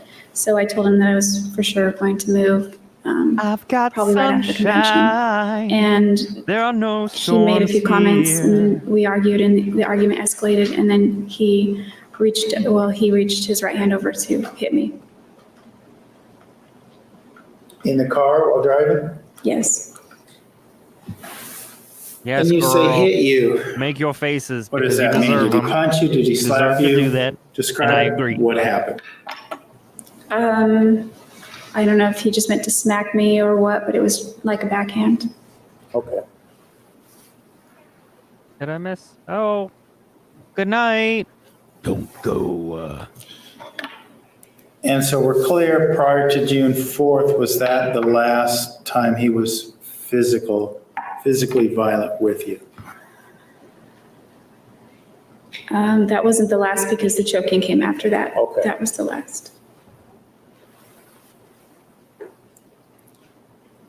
So prior to June 4th, have we discussed all the incidents of violence that you suffered before June 4th? Well, yes, some I didn't think were violent, but What do you mean, some you didn't think were very violent? like he'd grab my wrist. I didn't think that was violent. It was a little forceful, but I didn't consider it violent or abusive. And after a few seconds of him demanding to know what we were talking about, I looked down at my wrist and he let it go. Okay.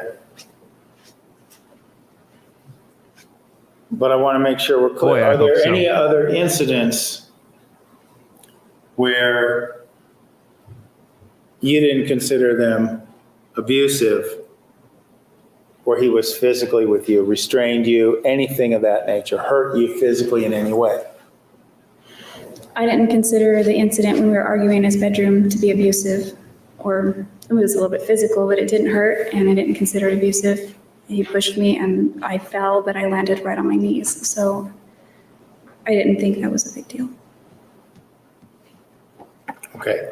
My question is, are there any other incidents where he was physical with you that we haven't talked Oh, about? I'm sorry. No, not that I can remember. Okay.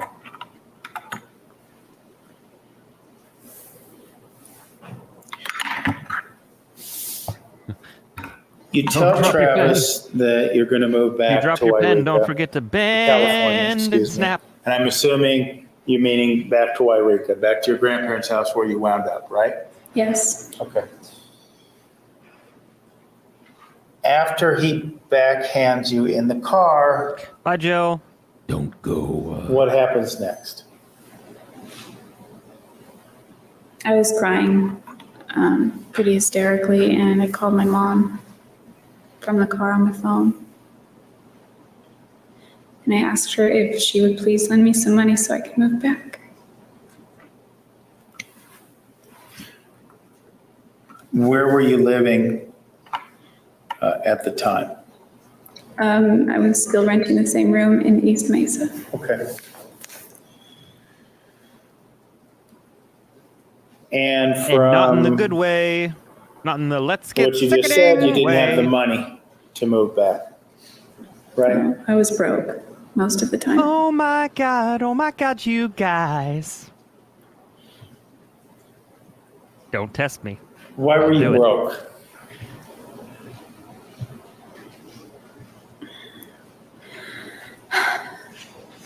I didn't have a big rent to pay. I wasn't able to afford my car payments anymore, so I wasn't paying my car anymore. I guess my money it seemed to just get used up. We were going on trips. I would lend Travis money. He typically paid me back. Sometimes I didn't have. You say you lent Travis money. Let's be clear.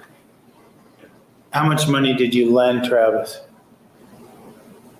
Objection, revelation, time, which time? I'm asking a total amount. We'll discuss the time. All right, overall, to answer the question.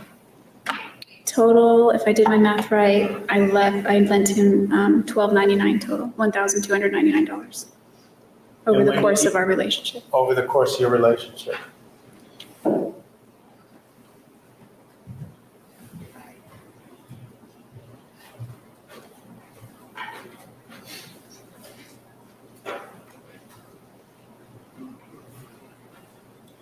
Did you lend him any money in 2008? Yes, Pop it like it's hot. Pop it like it's Lend him hot. any money in January 2008? yes. Oh, but it wasn't bad. May I approach, Your Honor? And yes, we What do. do you want to show you what's been I will marked have as exhibit vengeance. I will have 36? salvation. Can you take a look at these, please?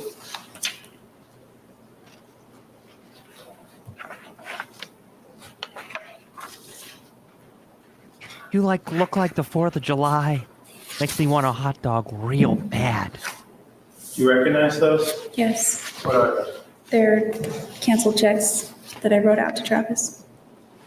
And the first check, when was that written? Tells me that she really January studied what 11th, she wanted to 2008. say. The second? January 15th, 2008. And the third? January 30th, 2008. Yes, it was. How much was the first check for?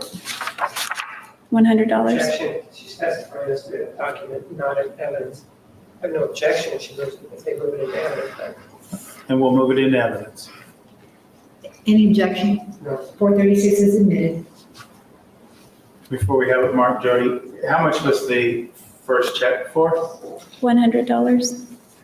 And what was why did you give Travis $100? Or why did you write him a check for $100? I don't remember specifically what he needed it for, but it had to go in his bank account, his checking account. And the second check? Good night. $699. Go. And what was that for?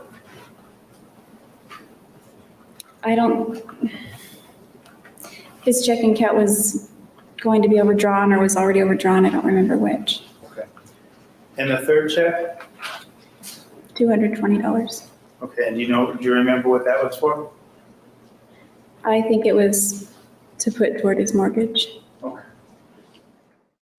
Now these checks, Jodi, you mentioned talking to him about, or needing to talk to him afterwards. Jodi's making my poison about ivy his flare up. BMW. But this check number 3008, that didn't have anything to do with the purchase of his BMW? No, we hadn't discussed, he hadn't discussed selling it yet. And likewise, check number 3009 to Travis for $699. That also had nothing to do with the BMW? No, And the final check, 3012, for $220, that also didn't have anything to do with the BMW, is that correct? no, he wasn't selling it to me yet at that time. So what are So,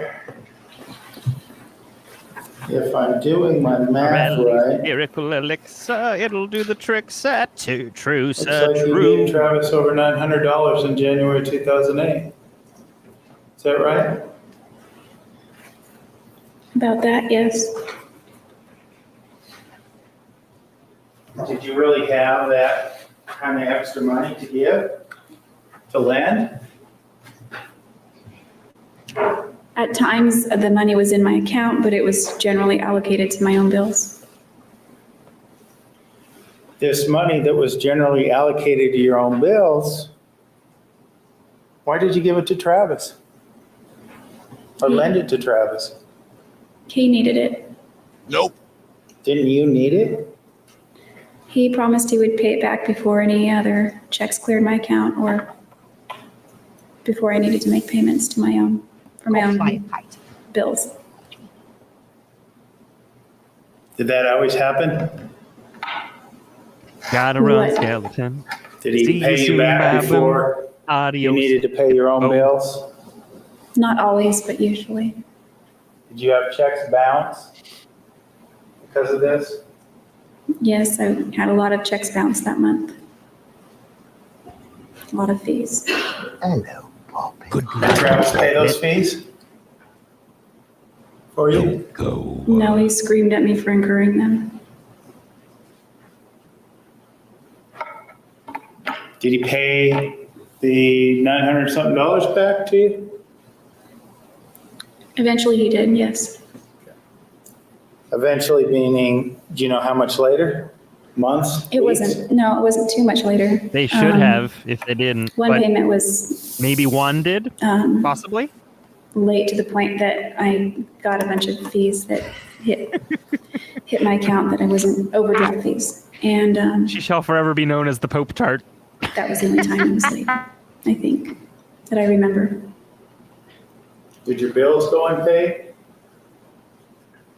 I don't remember if Washington Mutual covered the bill and discharged me a fee, expecting me to put money back in my account, or if there were payments that were returned to the people or companies or creditors or whoever I was paying. Okay.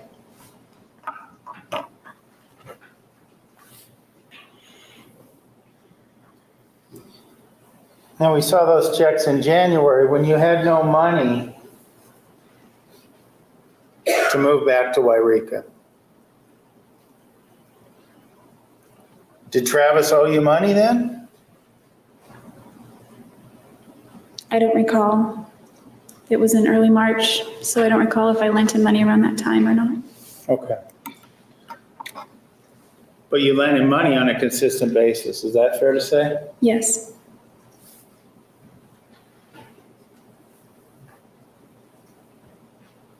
So after you call your mother and ask for money to move back to Wairika,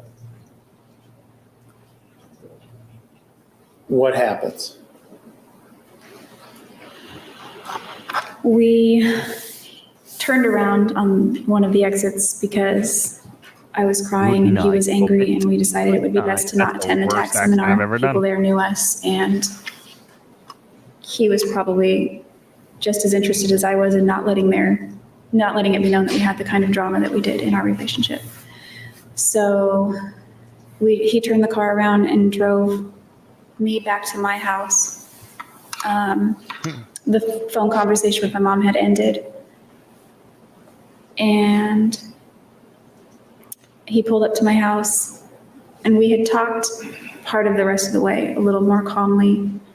He was apologizing, and he asked if I would come over to his house so we could make it better. And What do you mean? Make it Make it better. Make it better. well, it wasn't really discussed, but the implication was makeup sex or something to that effect. So Why the fuck I leaned you into his lying? cheek and he turned Why you and all- kissed me on the lips, which I didn't thought know that was had very that word in affectionate it. because by this point Sorry. in our relationship, he wasn't really kissing me on the lips at all. And then he walked me to my door and he told me that he loved me. And so I changed out of the business clothes that I was wearing into just more casual clothes, and I cleaned myself up a little bit because I had been crying. And then I swung by Starbucks to get him a cookies and cream frappuccino, and I think I got a strawberry. And then I drove to his house and we hung out. So he hits you in the face. Then if I heard you right, in the car later when he's at the home, he tells you he loves you, right? Did I hear that right? Yes. And I'm sorry, he didn't hit me in the face. you said he slapped you in the car. He did. He Yeah. did. Oh, But we're it wasn't confused in the now. face. Okay, where was it? I don't know, he might have been aiming for my face because it was just to the side, but I turned my head and it was kind of more like my jaw and like this area, my neck sort of in my jaw. Okay. We kind of argued about that too. So after dodging a slap to the face, and he tells you he loves you and wants makeup sex, not so many words. And then you bring him, you go over to his house with items from Starbucks. Is that accurate? Yes, 2 frappuccinos. Okay, 2 frappuccinos. 2 frappuccinos. And you've already decided you want to move back home, right? Yes. He's back. Hello. Why did you decide at this point in time, before we go into what happened afterwards, why do you pick up the phone to call your mother to move back to Wairika? Why do you want to move back to Wairika? So we're in the beginning of March and I decided actually during Christmas that I wanted to move back there because I was there with my family. I was broke, so my mom paid for me to fly back for Christmas. I flew into Sacramento, my dad picked me up, and I'm sorry. No, she's describing why. Ask another question.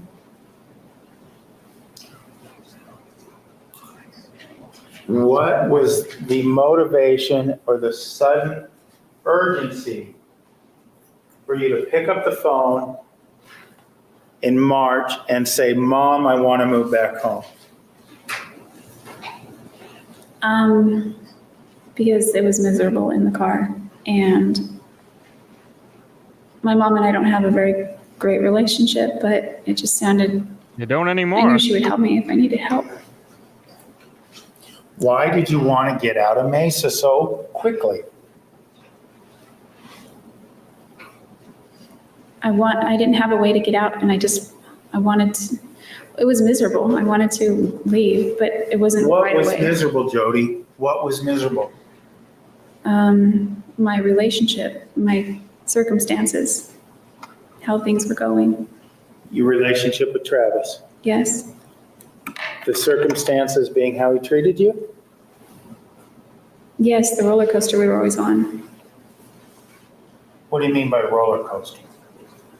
The ups and downs. The ups were great and the downs were horrible, and it was a point where it was a horrible point, and so I'm that's why I trying to picked up the play phone and this. called her. You sit on a throne of lies. So you had considered it earlier for personal reasons, but that day in the car, you realized you wanted to get away from Travis. Is that right? it wasn't healthy for you to be with him? Objection, comment, question, does you want her to answer? Oh, you may answer. Yes, both.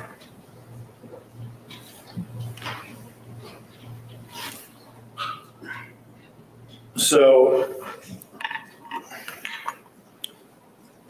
what happens after you speak with your mother? You mean while we're speaking or after we hang up? Well, after you hung up, do you decide you're going to move back to Wairika? Yes. Well, I'd already decided, but Okay. we had discussed it openly at this point, and that's how the fight escalated. Okay. It was my fault. Were plans in the works after you talked to your mom to secure the funds to have you move back to Wairika? Yes, I asked her to come help me move. Okay. What's that? I asked her to come help me move. Okay. Moving back to these circumstances and what happened in the car, why then do you return to Travis's house with the 2 frappuccinos? Because you just told us you realize you want to get away from this man. Why are you at his house with 2 frappuccinos? Stupid is, stupid does, sir. Because it's complicated. I still loved him. He was he had calmed down. He was very tender Am I? and gentle That checks out. by the time we reached my house, and the way we parted was very sentimental.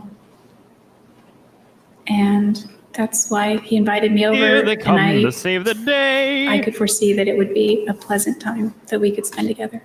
And I wanted that since we had just had such an unpleasant incident. Did you still love That him at sounds this point fun. in time? Yes, I loved him. Even though he hit you? Yes. Okay. So you have the 2 frappuccinos. You're in Mr. Alexander's house. What happens? Do you have sex? Because we all know We did have sex frappuccinos that day. lead to that. Better been a hell of a good frappuccino. Do you All I'm advise saying. him that you're still going to move away? We didn't talk about it. How long did you stay at Mr. Alexander's house that day? We spent almost the rest of the afternoon and early evening Hottie together. biscotti.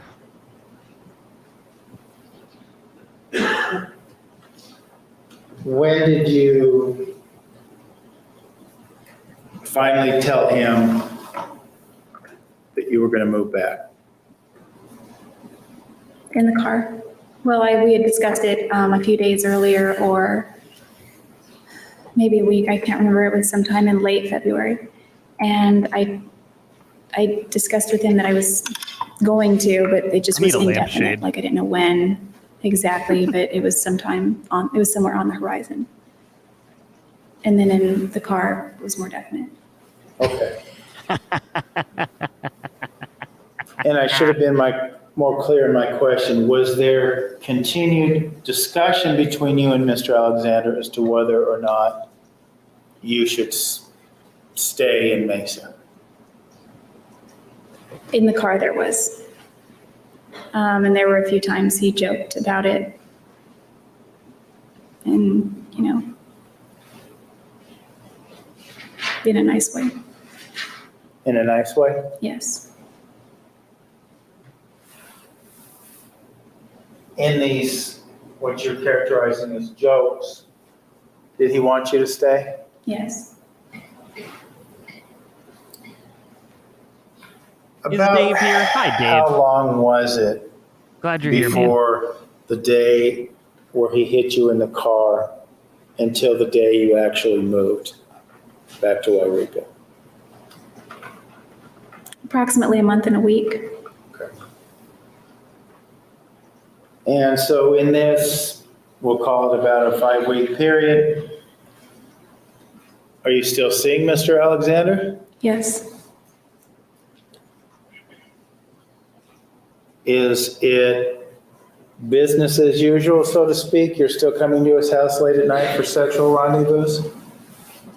Yes. Hello. I have to ask again, why? You decided you want to get away from this man. You're making plans to get away from this man. Why are you still acting as his booty call? I was making a string of bad choices during that time in my life. No kidding.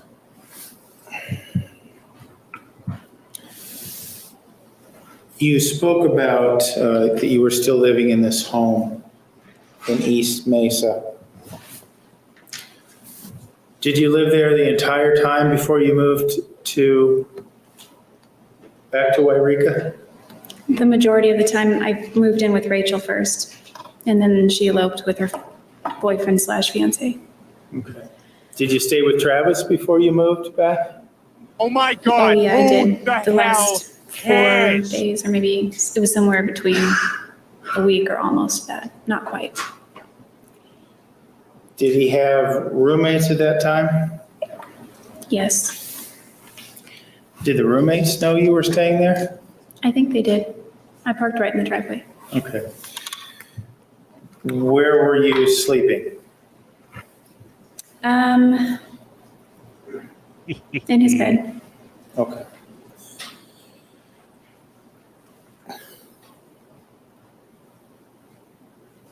Do you remember the actual day you moved?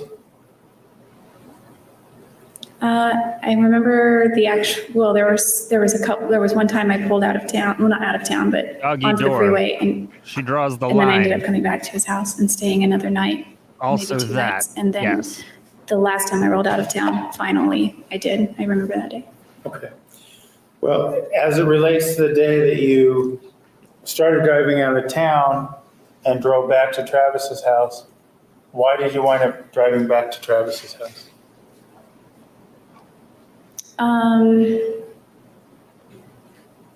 I had been staying with him, and then I went and hooked up my car to a U-Haul. I was taking my car. Any dog beds for so then I humans was- if you believe in I yourself, had it parked.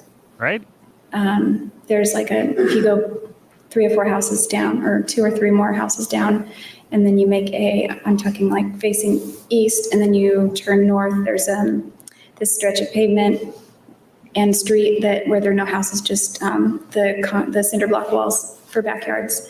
And you can complete the whole block, but in that stretch, I parked the U-Haul there because it was too big at that point to park in front of the house. And as I was getting ready to leave, he made a joke kind of saying, if you get tired, you can always turn around and come back and stay in my bed again. Or it wasn't stay in my bed, but that was the implication.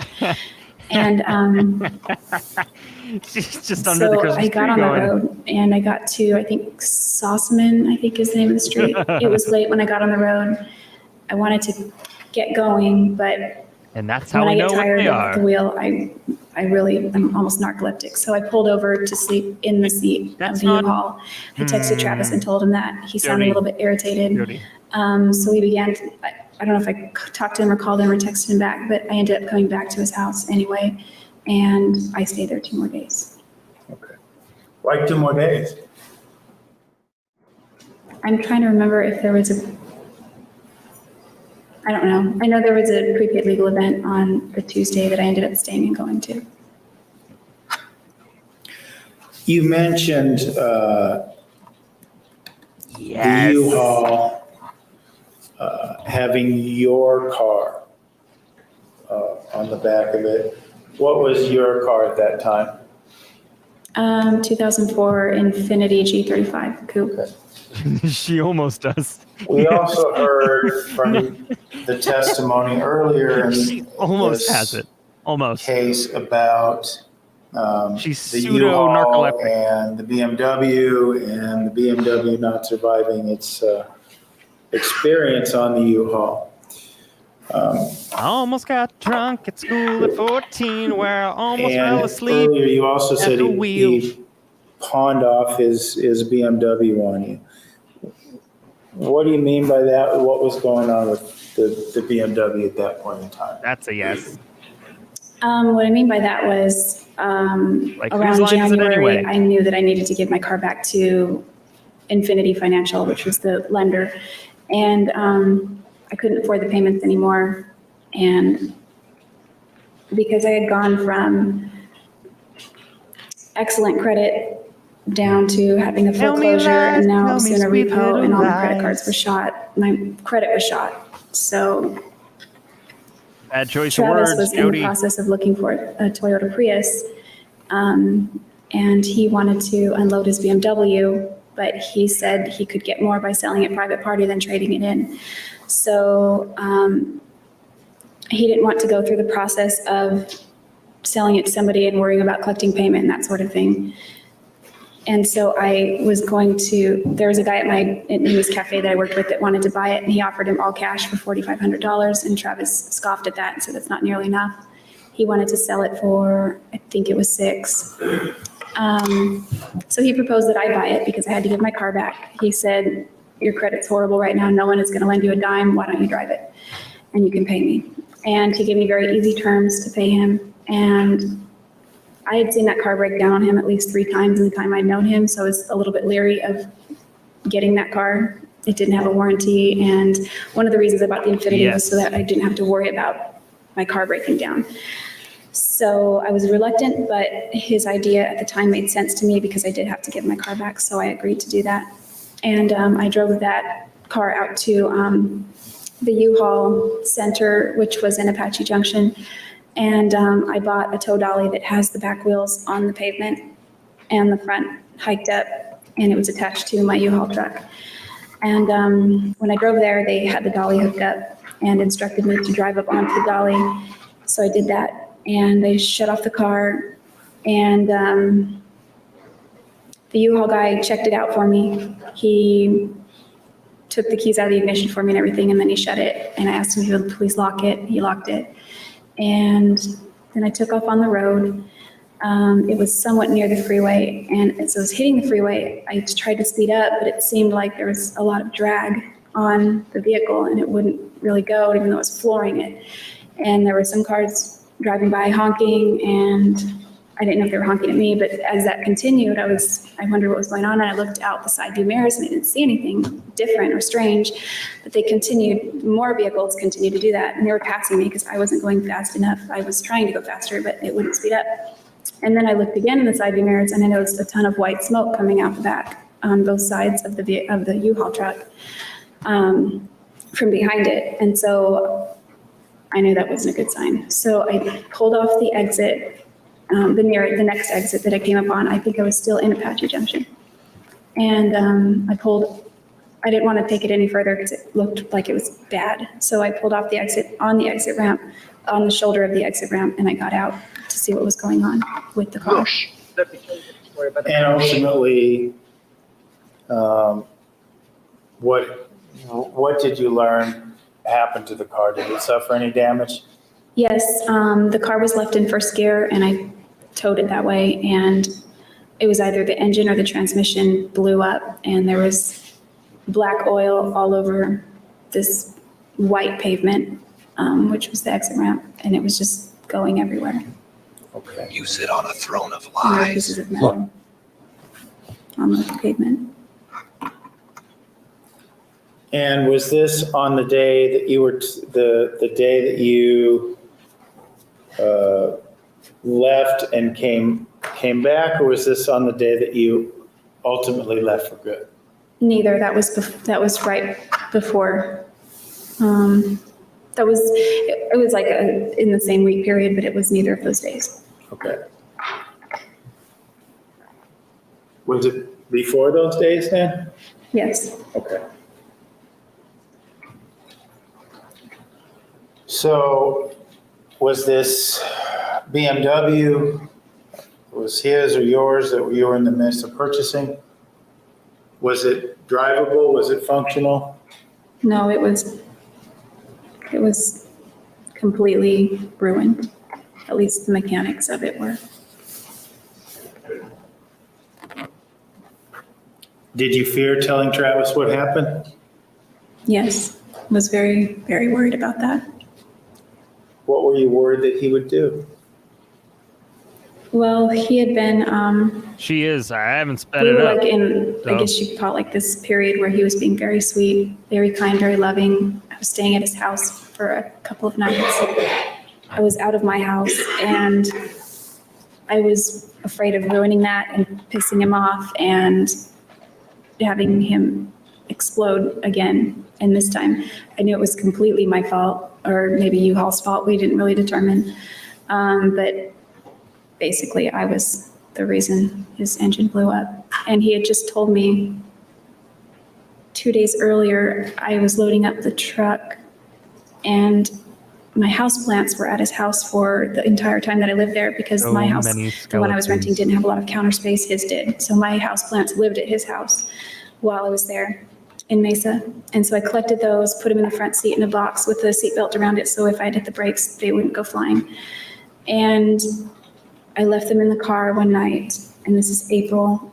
I went to Travis's house, slept in, didn't get back. He drove me back to my house where the U-Haul truck was parked on that day.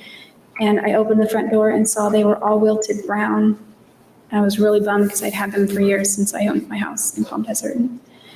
And they were important to me. And so they were all turned brown, and Travis got really pissed off at that. He liked my plants too and was upset that I was taking them back. And then he told me everything I touch turns to shit. So then 2 days later, or a day or 3, I don't remember how many days, but it was the same week after this point, I blew up the engine in his car. So I thought he was really going to lose it then. What do you mean by lose it? Become physically violent with you?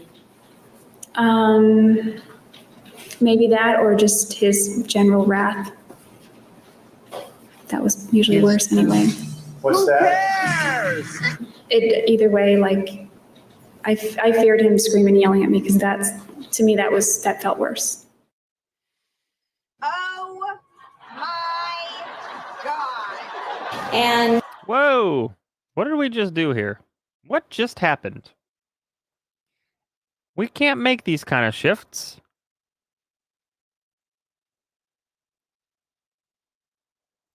Interesting.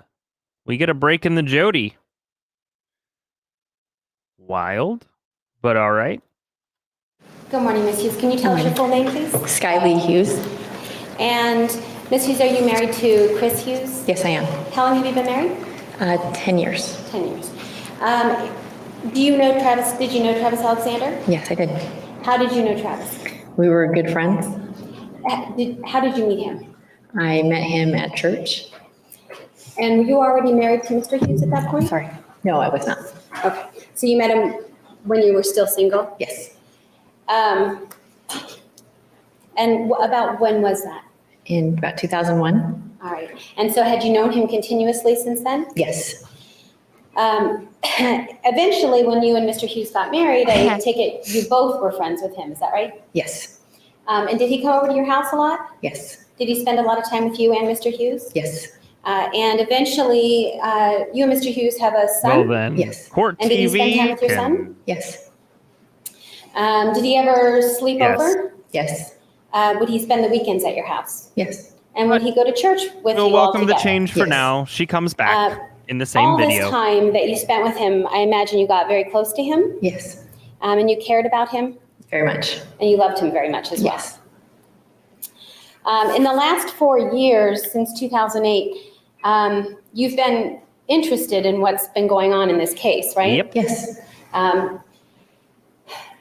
And because of the care and so much how much you cared for Travis, I would imagine you care about what happens in this case, right? Absolutely. Because ultimately you would be hoping that Ms. Arias is convicted. Yes. And in the last 4 years, your interest has included contact with the prosecutor's office, right? Yes. And you've spoken with the victim witness advocate?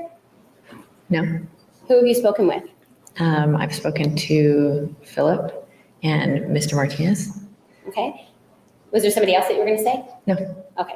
So Philip, and just to be clear, that's Mr. Martinez's paralegal, right? I believe so. All right. And you've spoken to Mr. Martinez himself? Yes. And this is over the last 4 years? Yes. And you have been watching the trial since it started, right? Yes. And you've been watching it because it's being live streamed? Yes. And when you're watching the trial, your contact with the county attorney's office Travis is and continuing, Jodi right? would often Yes. meet and stay at the home of Chris And when you're watching the trial, you're Hughes, watching to see who if lives there more in is the middle of their any two inconsistencies places. or things that might be helpful to the They were prosecution. married when they knew I Travis. watched to see if there's things that I remember or that are Saw signs that inconsistent. Jodi was Yes. too Okay, so in possessive. other words, if there's something that's helpful to the prosecution, you would have contact with the prosecution to let them know that. If there's something that's helpful for Travis and his case, then I will let, the prosecution know. Yeah. Okay, and if it's helpful for Travis in his case, it would be helpful for the prosecution, right? Yes. Okay.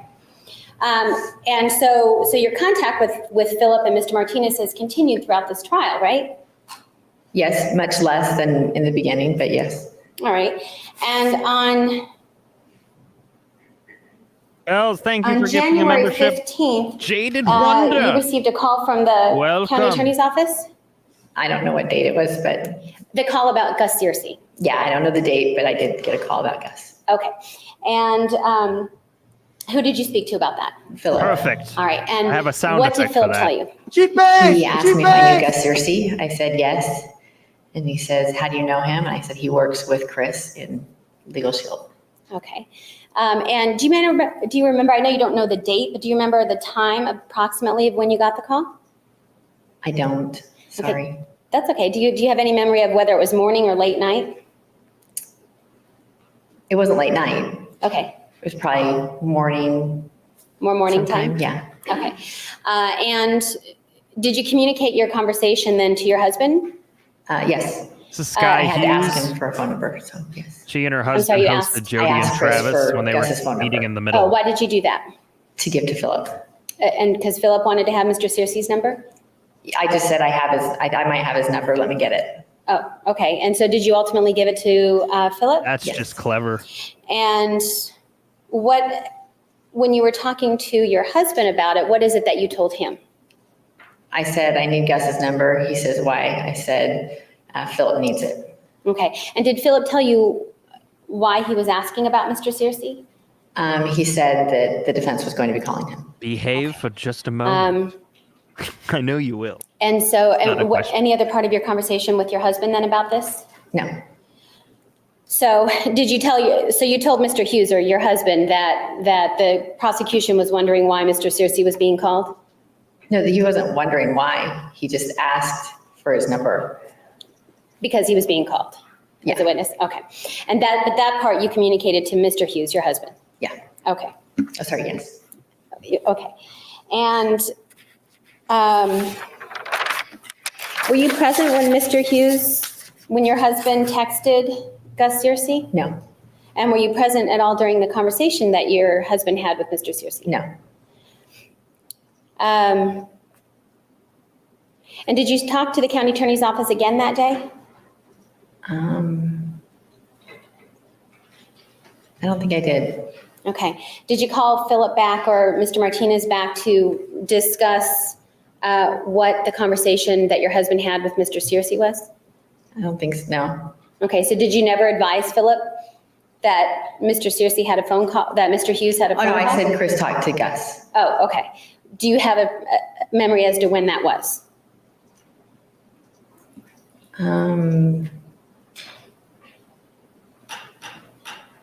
Maybe the next day or the day after that. Okay. I was talking about something else To whom? to Philip. Oh, okay. You were talking about something else to Philip and then you also told him about the conversation with Mr. Searcy? Yeah, I said Chris talked to Gus. Okay. And did you summarize the conversation for Philip about what your husband talked to Mr. Searcy about? No. I mean, I just said that he talked to him. He said, why? And I said, he just talked to him about that they were going to be meeting together later.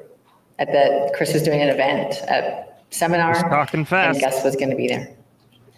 Okay. And that I asked him if it'd be okay if Gus and Chris saw each Yes. other. Like if that was going to be a problem. 100%. Okay. And what did Philip tell you? He said, no, it shouldn't be a problem. He Okay. made many observations that Jodi was extremely possessive of Travis. And did Chris share with you the fact that he told Mr. Searcy that he thought the defense was lying or like a snake? I don't remember if he told me that or not. He just told me that Gus said that he had information that could hurt Jodi or help Jodi. Okay, and anything else did he tell you about their conversation?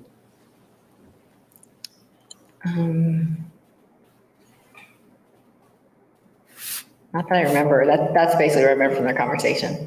Okay.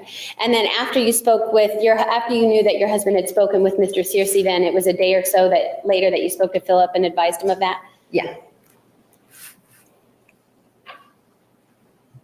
That's not why I called him. I called him about something else, and I just asked when I was on the phone if it would be okay because they were going to be at a seminar together. Okay. Why did you call him? Because I had remembered something, then I just thought he should know. They would hire What Gus. did you remember? Jodi had told a friend of ours that she got baptized for Travis. And so you were Just helping let them. him Gus. Phil know that. Okay. And did the prosecution ever advise you or your husband, at least to your knowledge about your husband, that you were listed as defense witnesses? No. They never told you that? No. Well, I asked him if he was going to be using me to testify. He said he didn't think he would be. And I said, what about defense? He says, I don't know if the defense is using you or not. And when you say he, are you talking about Mr. Martinez specifically? Yes. We hadn't received a subpoena or anything. Okay. But he didn't tell you specifically that you were listed or not listed. He just said he didn't know? No, he didn't say he didn't know. He just said he didn't know. I didn't ask him if we were listed. I asked him if we were going to testify or not. And he said, I don't know if you're going to testify or not for them. Okay. Right. So he said that he didn't know if we had called you, we're going to be calling you to testify. Correct. Okay. All right. Dan. And so I take it also you were never advised then not to watch anything on the media? Don't need to be coy, No. Roy. All right. He's just listening to And me. you have been continually watching this case since it started in trial, right? Yes. Hop on Right. the bus, Gus. You don't need it to that much. That's all Just you're- drop off the key, leave, and get yourself free. Ma'am, the prosecutor never advised you to tell your husband to talk to Mr. Searcy, correct? Correct. And the prosecution never told you to contact any witness to attempt to influence them in any way, correct? Correct. And if there were any calls that were made at that juncture, they were mostly between you and Philip, correct? Yes. And with regard to the issue involving Gus Searcy, he called you and asked you about Gus Searcy, and you provided a telephone number, right? Right. At no time did Philip ever indicate that Mr. Hughes was to talk to Mr. Searcy, correct? Correct. And then later on, a couple of days later, you called for a different reason, and at that point, you asked Philip whether or not it was okay if Mr. Searcy and Mr. Hughes saw each other at a seminar that they were both attending. Yes. I don't know. Redirect. Ms. Hughes, the prosecutor in the prosecutor's office. That knew you were might be the watching comment trial, of the right? night. I don't know what they knew. Well, I mean, you were reporting to them constant throughout the trial. You've been reporting what you've seen and anything that can help, right? Objection is characterization that she's reported. I think that there's 2 instances that have been talked about, but no reporting. Restate your question. Well, Judge, you've had contact with the prosecutor's office throughout the trial, right? That's what we were just talking about. Yeah, here and there. Yeah. Okay. So when you're contacting the prosecution, you're talking about what you've seen. Some of the times you're talking about what you've seen, right? You make it sound like I was like watching and then It almost calling sounds them like this back. is, Like it wasn't like voir that. dire. Like sometimes people would text me, hey, what about this? You know, is this important? And if people would send me an email, or I would see like when the t-shirt thing came up, then I called and told them something that I remembered that might have to do with that. Okay, so with the t-shirt thing, obviously it would be obvious then that you were watching the trial if you're talking to them about the t-shirt. Well, I actually didn't see that part of the Good one. trial. I received a text from Taylor Searle, and he said if Travis had a t-shirt made, he would have gone through me. We had a t-shirt business together. I never made that t-shirt. And I said, what t-shirt? And he told me. We got plenty of mods to So help the you out. specific t-shirt example wasn't because you were watching trial? No. Okay. You said that you would receive text messages and emails? Yeah. From whom? Well, not me specifically. Somebody had sent a message to Chris on Facebook. And I don't know. They're not like a friend of his. It's some random person. Okay. So you would receive those and do what with it? I just called and said, hey, this person said this. And he said, okay, thank you. Okay. You would call who? Philip? I called Philip. Okay. So any helpful information you would call the prosecutor's office? Is that a yes? Yes. All right. And when you got the call from Philip about Gus Searcy, he never advised you not to have any contact with Mr. Searcy, right? No. Okay. Thank you. Thanks, Judge. Thank you, Ms. Steptown. Any other I can call you witnesses? Betty. Betty, when you call me, you can. Judge, we do have Mr. Searcy is present. As I explained yesterday, we had Wait, Gus is no present? intent on calling him as a witness, but Oh, this must have been the state pre-Gus. has advised us this morning that they were not interested in I bet you that's the Mr. Searcy's private further investigator, testimony. the PI. I know the court, seemingly the court may have had questions for him as well related to the phone number. I don't know if those questions persist or not. He is here today. I'll bring him in. The court also ordered that he be restricted from doing interviews at this point in time. I love you. I just called. He is asking that restriction be released. So we'd like to make record of that this morning, that no party has any more interest in him. The one that says Travis Alexander's, released from his subpoena I think and is what Any Gail's objection? referring to. No objection. I would note that the conversation that we had on the record yesterday. Night court, not tomorrow. The next one's on Wednesday. Mr. Searcy was whether or not he was to appear telephonically. Thank you for being And, here. We all agreed that if there was a need for him And to appear, it would be fine with everybody that it was telephonic. And the state would then indicate at some point, if we needed him, that we could just get him on the phone. So while he's here, Bridge I over suspect troubled he just water. wants the limelight, but I have no questions for him. All right, I will release Mr. Searcy from his subpoena and the previous God. order that he not participate in any media interviews. It's okay because he disappeared anyways. Mr. Searcy, I'm releasing you from your subpoena. You are free to go and you may participate in media interviews at your discretion. All right, thank you for being here. Yeah, no more video. Other for you. witnesses? Leave. Judge, well, yes, we're going to try to get a hold of Ms. Juban. The other issue being Ms. Hughes is here. We have a subpoena for which to serve her on as a potential witness for the trial. And we would ask that, well, we're going to do that now, but also that she be excused from any further proceedings and be restricted from watching the trial as was Disappeared. ordered previously. I do like the boxer. All right, Ms. A Hughes, very you good are going to song. be receiving a subpoena here momentarily. What that means is that you should not discuss anything about your testimony with anyone other than the attorneys, and you should not watch the proceedings from this point forward. All right? You can go, Mr. Searcy. Please leave. We're not going to be able to call Ms. Juban today. So no further witnesses today. I'm wondering what the reason would be. Do we have a working number or or what the problem is? Well, Mr. Nermy, Sure are you at do. liberty to discuss why we can't have the witness testify today? We're not able to get a hold of her. All right. Judge, my understanding is that the number that we had is not working. So there's a problem with that. Well, in any event, she's not available. Do you have anything else that you want to present in terms of He's a evidence magician. related to your pending motion? No, Your Honor, not in terms of evidence at this time. Something tells me we will in the future as this trial goes on, but not at this time. Mr. Martinez, anything you want to present at this point? It almost sounds like an There's nothing insult, that but been it's shown. not. The issue involves Chris and Sky Hughes. There has nothing that has been shown that indicates that they did anything improper or that the state did anything improper. They may want to call anybody in the rest of the world, but that will not add anything to this inquiry. So I'm asking the court to find that there is no prosecutorial misconduct. Well, now that the state has informed us they don't have any surprise witnesses popping out of the room, I guess we can go to the argument portion of this.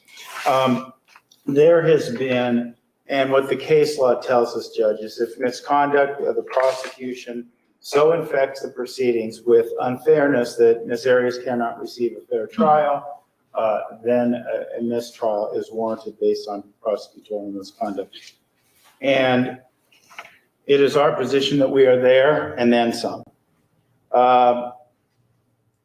In that regard, as far as what misconduct It's the has sleepy occurred bailiff. during the course of this trial, there's been so much, and there's been so much that has preceded this trial, that I could go on for hours.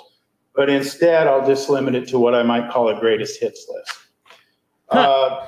Even as it relates to this hearing, when the initial evidence was brought forth, This is a motion for mistrial again. Mr. Martinez and the state brought forth Gotta be. 2 surprise witnesses that we did not know anything about. They claim, oh, well, we didn't know what it's about, and that's not true. We gave notice, and we know they knew because Mr. Martinez had his paralegal contact other witnesses, people he knew were listed as witnesses, to get information on Mr. Searcy. He knew. And that's how he knew to bring Chris Hughes and have Mr. Abdallah on the phone. He knew, and he claims ignorance. That's his defense, ignorance. It is not a defense in this situation. And we've talked about as well, we said that through early proceedings before this court was presiding over this case, he said messages didn't exist. Text messages did not exist. Well, we heard testimony from his own detective that they were on the phone. But he files a pleading saying text messages don't exist. We also, in this greatest hits list, have the testimony of Detective Flores. Detective Flores goes to the coroner's hearing and says that it was Dr. Horn's opinion that the shooting came first. At trial, Dr. Horn testifies differently. And then even within the context of this trial, Detective Flores was on cross-examination. He was asked asked to explain the discrepancy, shall we say.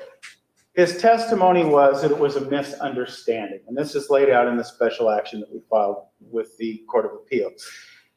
He says it was a misunderstanding. I misunderstood what Dr. Horn said repeatedly. Then, on redirect, Mr. Martinez asked him, were you substituting, whose assessment was it about the gunshot first? It was mine. I was substituting my own judgment. That's what he said during redirect. One of those is not true. We know that. We know that either he misunderstood or he substituted his own judgment. Both cannot be true. Those statements cannot be reconciled. No, also, throughout the course of this trial, the state, counsel for the state has yelled at witnesses, has thrown evidence on the ground. And then in the chat said that as the evidence shows Martinez today, made him sit there next to him and not say anything. He did something which is in direct violation of a court order.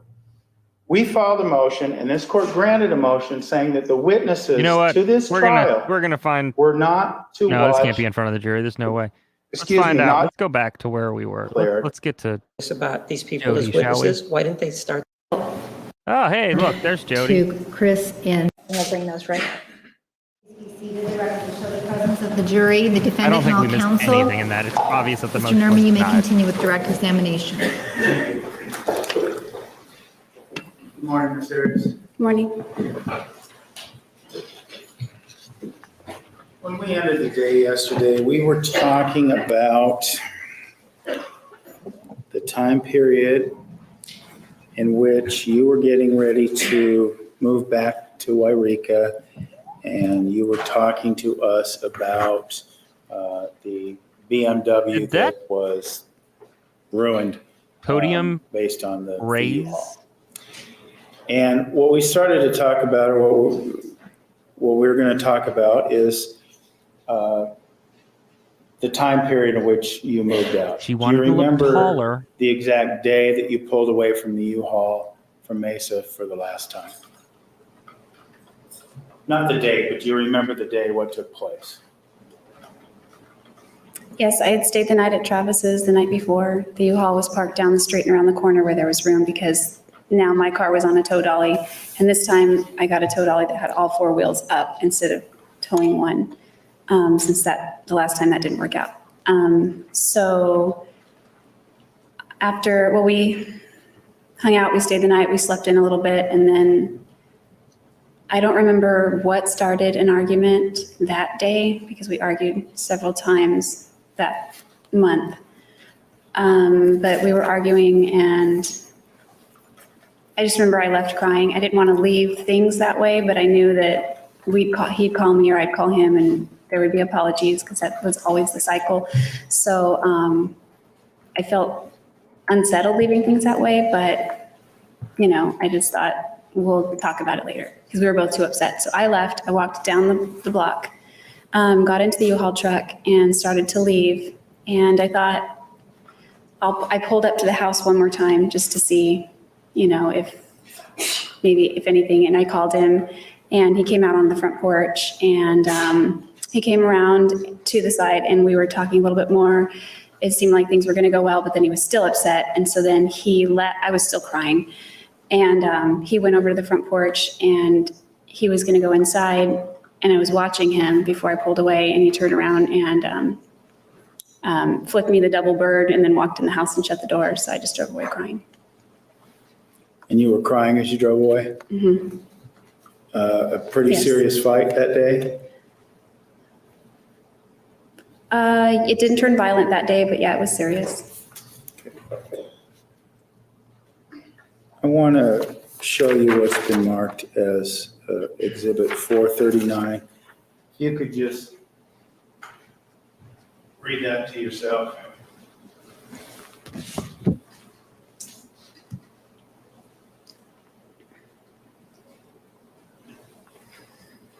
Good night, Patches. Don't go.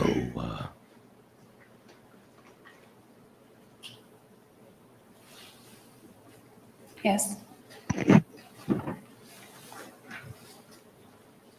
What is that, ma'am? An email I sent to Travis before moving. Maybe I don't remember the date. I think it was late February 2008.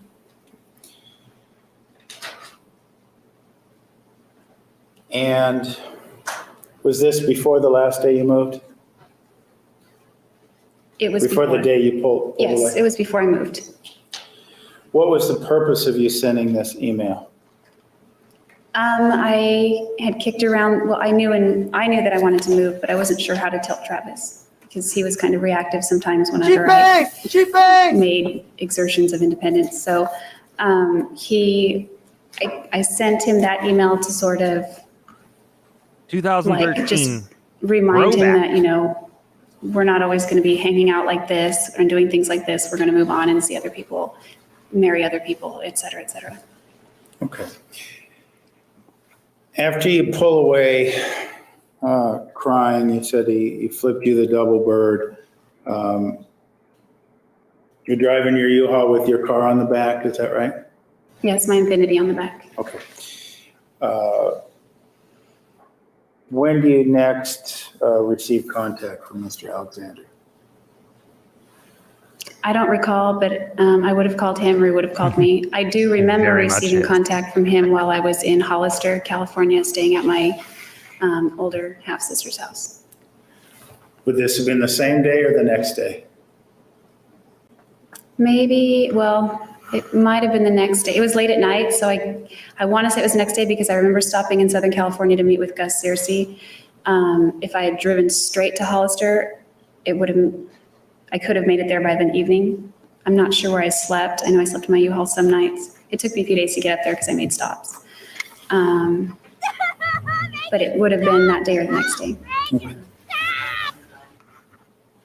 When you backing up a little bit, when Travis flipped you off, were you mad? Were you sad? How did you feel? It hurt my feelings. I didn't want to leave things like that. He used to say we should never go to sleep angry at each other. And so I kind of, I saw it like similarly that I'm leaving town, I'm leaving the state. Who knows when we're going to see each other again. He wanted to go do the Pacific Coast Highway and come up and see Wairika and visit me there and do things there that were on the list of 1,000 places. So that was sort of a tentative plan in the future. And I would see him at prepaid legal events, but it was going to be a long period of time that I wouldn't see him. And I didn't want to leave it like that, even though we were going to I talk. hope it was the sound of silence. Why did you care about No.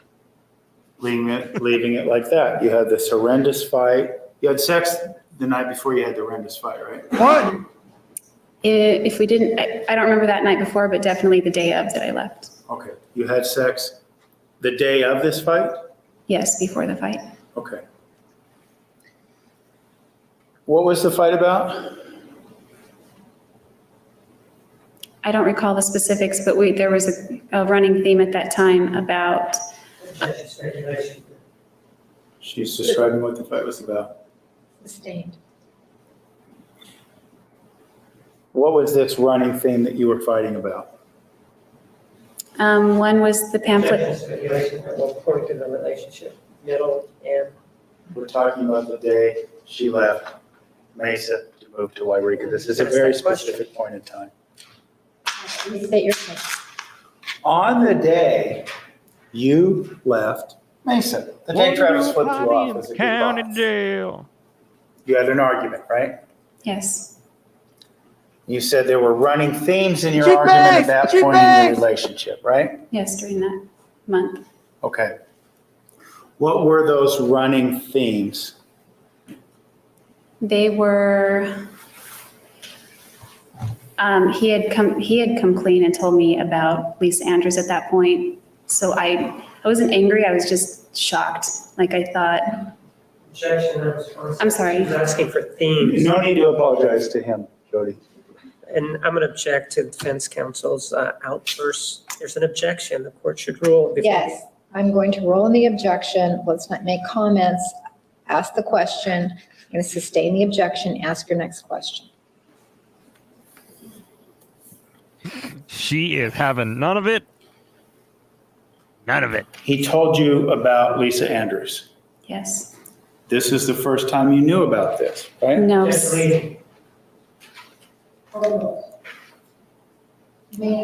Someone else had told me the day before, I think. It was in April that this person told me. And you were describing, before I interrupted, that you weren't angry with him? No. That's not an evidence. Restate the question. Were you angry with him when you found out he was dating Lisa Andrews? No, I wasn't angry. How did you feel? Well, by that time, I knew he was interested in Mimi. I felt really bad because I knew what it was like when I found out that he was seeing a bunch of girls on the side while I was his girlfriend. And now he had a girlfriend, and I was one of the girls that he was seeing on the side that his girlfriend didn't know about. I guess she didn't know about me. I don't know. And you mentioned Mimi. Is that Mimi Hall? Yes, Mimi Hall. I think she said Marie Hall here. She goes by Mimi. And you said at this time you knew he had interest in Miss Hall. Is that Yes. accurate? Yes. Is this at the same time that he was having sex with you? Yes. And doggone it, it works for him. Why was it then okay with you to be having sex with him I think he when you hated her knew from the he had this beginning. interest in Miss Hall? Well, internally, it didn't always feel okay, but Maybe not it's from kind the of like beginning, old but pretty habits die quickly. hard. We were still together physically, so the opportunity was always there to act that way. And obviously, there's still some chemistry or attraction to a degree. And I knew it was unhealthy, but I wasn't making healthy choices at the time, so I just continued to sleep with him. Okay. After, well, let me ask you this before we move on. when you were making these bad choices and you said old habits die hard, were you under the impression that he was Are the or two was in the not back playing having hangman? sexual activities with Miss Hall? Definitely not, was my impression. Okay. They weren't together, was my impression. Okay. As it relates to, you said you and Court-appointed, Travis made a pledge, if I heard you correctly, to not to go bed, He, like, not to go to asked bed angry at each other? You take it Is that off what I the heard? face like 4 or 5 Yeah, that was one of his times, and philosophies. They always denied it. Okay. So after this fight and when you were pulling away, or the day that you pulled away, did you speak with him that evening then? I don't remember if it was that evening or the next evening, but we did speak. Okay. So you might have gone to bed angry one night, huh?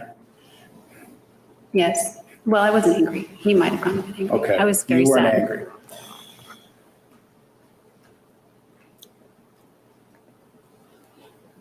When Never he stop calls being you after all manipulative. this, Probably you find still out is. he's interested in another woman.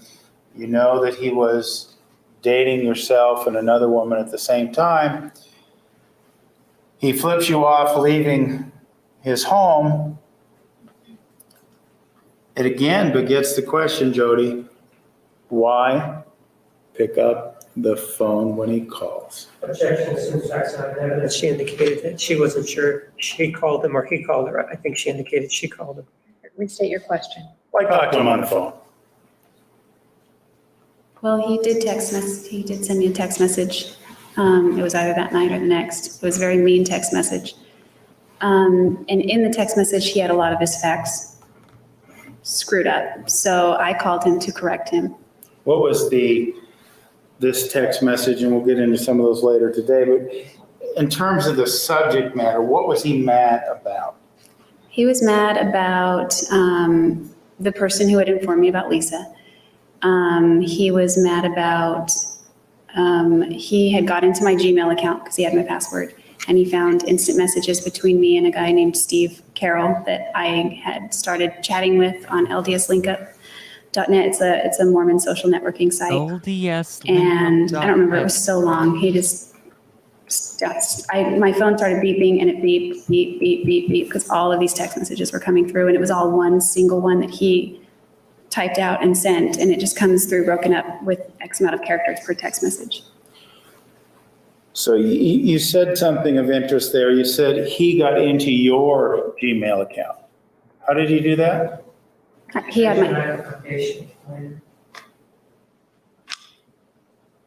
Sustained. Before he texted you in April 2008, you said he got into your email account, right? yes. Okay. How did he gain access to your email account in April of 2008? Objection, assumes facts not in evidence. She hasn't testified what it was. She just said All right. got into her email You may account. answer the question. I gave him my Gmail password and my Facebook password in October 2007. Why? It was a suggestion he threw out there for us to rebuild trust. He gave me his MySpace password and Facebook password, and I gave him my Facebook and Gmail password. He originally suggested that we exchange a password on each of our accounts, and I said, I don't care, I'll give you 2. And he said, okay. And I kind of regretted it as soon as I said it, but we stuck with that, so it was 2 for 2. So based on these concerns you had in October that you've talked about his being unfaithful to you, a deal was struck where you who had not been unfaithful to him was to give your passwords to him as well? I'm sorry, I kind of got lost in Okay. that question. Ooh, Jodi. In 2007 in October, you talked about how you got the feeling he was being unfaithful to you, right? Or that happened during the course of your relationship. Well, I wouldn't have considered it unfaithful because we weren't boyfriend and girlfriend, but his roommate came up to me and said, he's seeing, sorry. Not even the enough way for the back truth of the matter machine asserted. has doesn't even have a copy of He told me that LDS. Travis was seeing other people, Linked up and .net. that wasn't a revelation to me because I had assumed that maybe I wondered if he was still carrying on the same behavior that he was while he and I were official. But he told me that he's trying to date other people, whereas Travis was telling me I'm not dating anyone, but I occasionally go on dates with people. And occasionally he sleeps with people. So we weren't together, so I didn't feel like it was my business to know about other aspects of his life there. But at the same time, we were trying to reestablish trust between each other because we weren't sure whether or not we were going to get back together and be exclusive or supposedly exclusive. Okay. And this concern that he was dating and or sleeping with other people, I think like 3 months. that motivated you to give your passwords to him. That was part of the deal that was struck, is what I'm asking. Can you say that one more time? This information that Mr. Hepworth gave you about Mr. Alexander sleeping with other people, that somehow wound up in you giving your passwords to him? Objection, Mr. President. The evidence he was seeing other LDS people, not Link Up sleeping has with some other people. wild and crazy reviews. Like, I used it 11 years ago. You and thought it was a received premier information dating that site for Travis people was dating who and wanted to having be safe. sex with other people, right? Now it's just take as much money as they can. and His give you roommate didn't nothing. say he was having sex with people, but because that's what People he was reporting doing while he scammers was and they with don't me, do I anything assumed about that it. was his. Boring. That he didn't say that. Based on that, what did you assume? Based on that, I assumed he was still carrying on the same behavior unless he had changed his ways. Okay. So this information then, going back to my question, said that ultimately then you wound up giving your passwords to him even though he was the one who was being unfaithful. Or I know unfaithful is not the right word. He was the one seeing other people. Yeah, we exchanged passwords. Why did you feel the need to give yours to him is, I guess, my question. Because I wanted it to be an equal exchange. He was giving me two, so, originally it was gonna be 1 for 1, but I threw out, sure, I'll give you 2, just so that he knows, like, he can trust me, and so, that's why we went up to 2. Okay.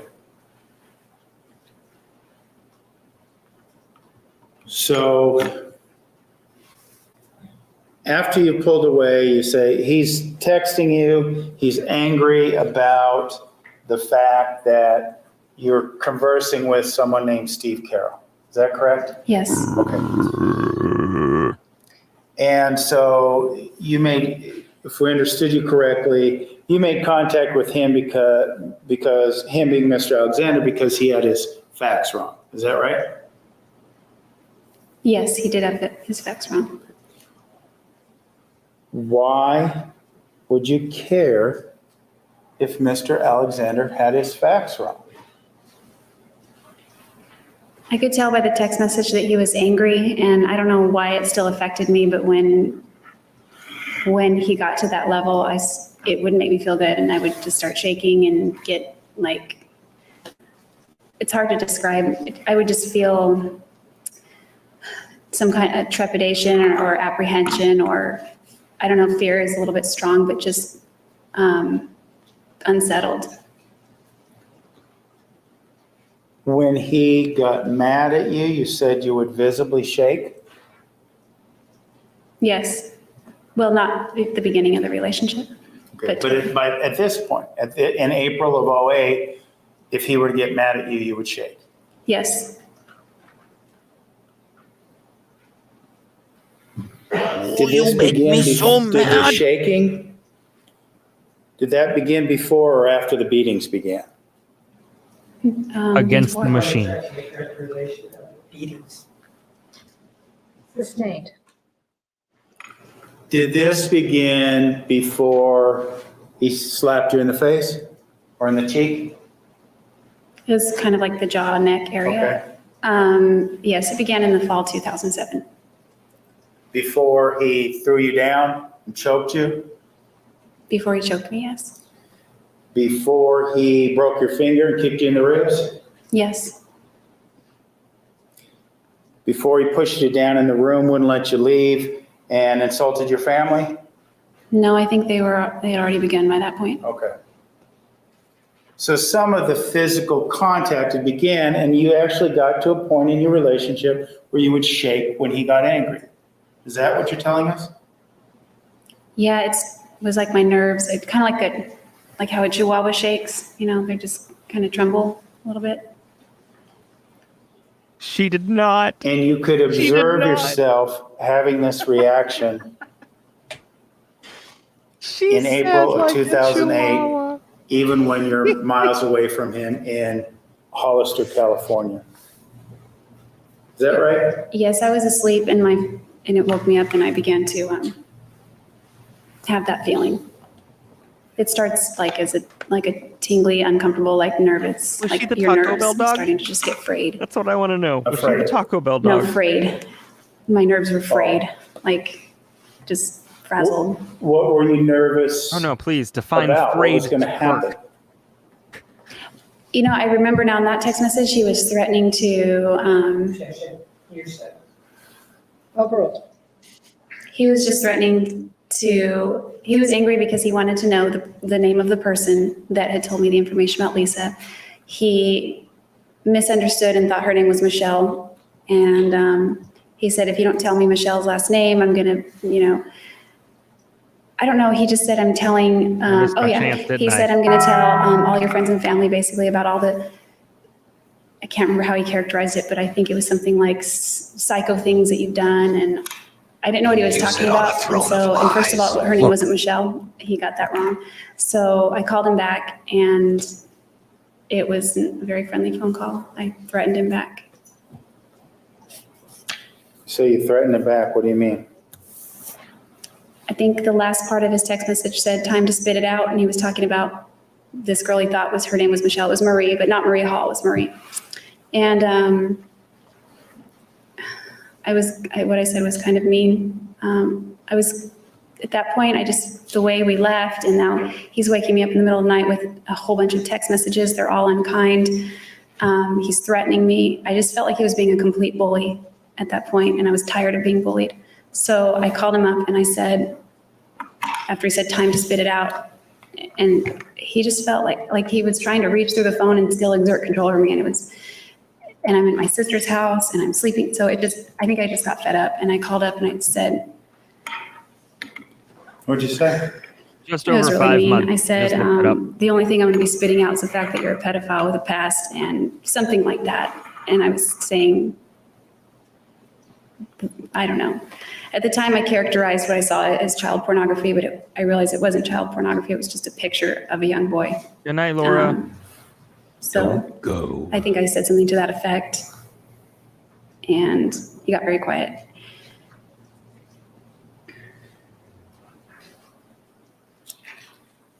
Did that then end the conversation? No, I felt really bad about it. So my tone turned softer because I didn't like to snap at him. Usually it turned really bad when I snapped at him, but this time he was a little bit more humble. And he went back to this Michelle character that I said her name wasn't Michelle, it was Marie. And I didn't know that Mimi went by Marie, so he was worried about Marie who, and I described her, I don't know. It wasn't that same Marie. And so, I don't know, we just talked it out eventually, and I don't remember how it ended, but I think it ended up like I was more apologizing to him. It always seemed that way, like our arguments would always end up with me apologizing more, and I felt bad for saying that too. Okay. From Hollister, then, where do you go? Is this where you meet Mr. Searcy, or do you go back up to Wairika? Could you just explain that to us? I think I met Mr. Searcy in Southern California and then drove to Hollister and stayed there one night, maybe 2 nights, but I think it was just one night, and then hit the road and went all the way to Wairika. And at that point in time, then this is when you moved into your grandparents' house from what you're telling us before, right? Yes. Okay. Now you are hours Shake away from my Travis, right? head. Yeah, about 1,000 miles. Okay. You talked earlier about how you felt like he could reach through the phone and grab you. Did you feel any differently with a few more days and a few more 100 miles behind you? It was a gradual process, but I started feeling after I moved to Wairika like this cloud was 1 month. lifting off of me. I don't know what kind of cloud, just What I maybe I did, I'm wasn't still red, seeing though. things Don't clearly worry. while I was in Mesa, Yellow, or boom, I was bam. very depressed. I was suicidal during that time, Thank you for and I being with wasn't us for a feeling that month. way then, finally, when I went to Wairika.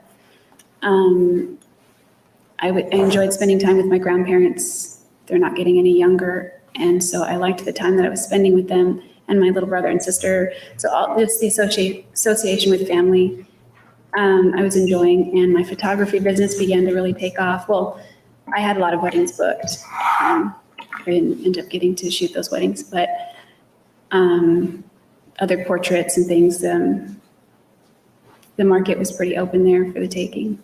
Okay. You were happier there in Wairika? I was still depressed, but I felt better than I did in Mesa. You say it's still depressed. Depressed about what?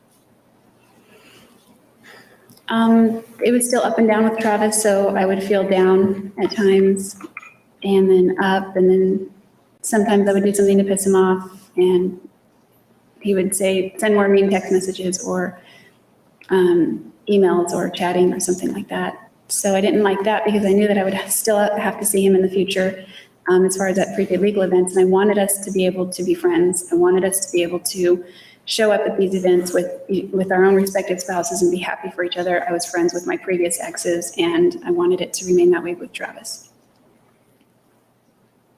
Was that this desire to remain friends and the fact that you might see him at prepaid legal events? Is that the motivation behind continuing any kind of relationship with him?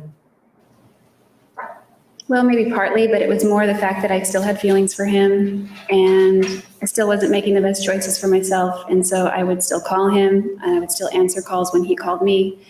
And we just continued almost the same thing, except from far away. Okay. We heard yesterday a recording of could only really be characterized, or the bulk of it anyway, as a phone sex conversation that you recorded on May 10th. Were you having other of similar chats of a similar nature with Mr. Alexander when you moved back to Wairika? Yes, that's when they started to proliferate. How often did they occur? I can only think of 3 other times other than that one, and then prior to moving, it had only happened 1 time. Now, you mentioned earlier this desire to be friends and that your families might spend time together and that sort of thing.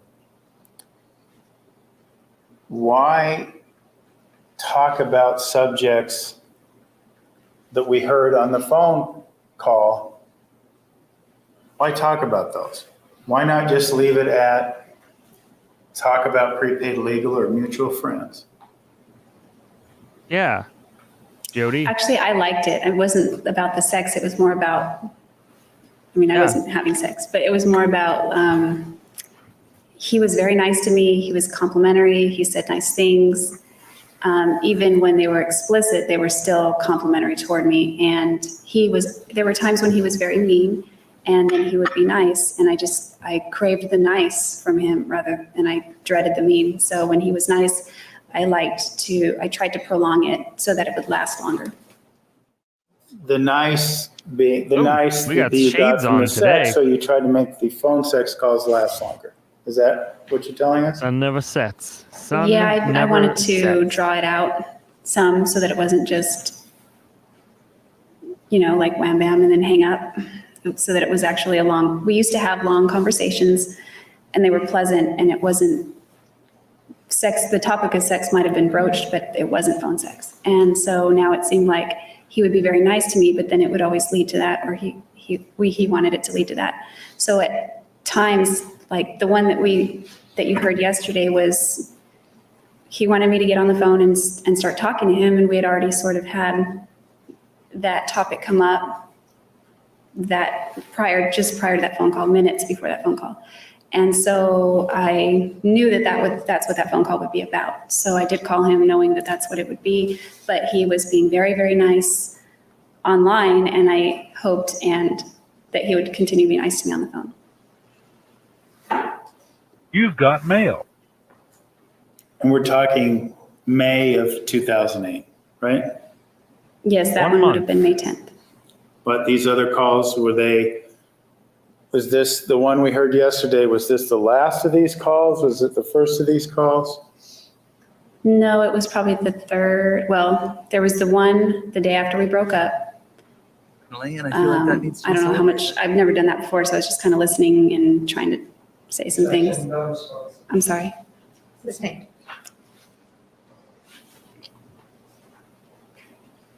The phone call you were just describing for us, that was the first instance you had phone sex with him. But this is before you moved back to Wairika, right?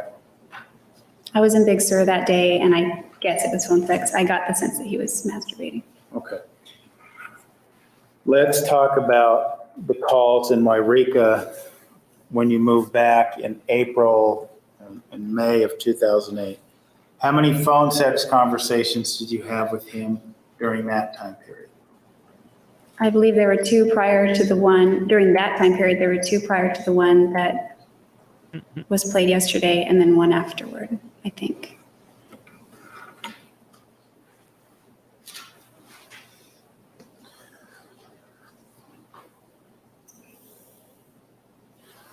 What other things, you mentioned your photography business starting to pick up. Did you have a job when you moved back? Oh, and that's where we're going to leave it right there. Mr. Numi looking lovely in his suit and tie. Oh, my goodness gracious. Good grief. Oh, Jodi. You know, I wish like they just put, no, you know what? They shouldn't put a TV in her cell, and they shouldn't play this trial like 24/7. What they should play is the reading of the reading of the sentence just over and over and over again. That's what I think. But yes. Michelle, great question. So we are currently on part 7. And so we have 3 more parts after this, and then part 11 starts the cross. And boy, I can't wait. So we will finish up. We're going to have court on Wednesday. We're not going to have night court on Friday. And I will tell you why. Because my family is taking a nice train trip north for the day, and I will not be back in time. So no night court on Friday. But Wednesday, we will be having night court. So you can count on that for sure. I think it's safe to say that tonight, Weird, wild stuff. just weird and wild stuff, just insanity. So I appreciate you all being here. I appreciate you supporting the channel.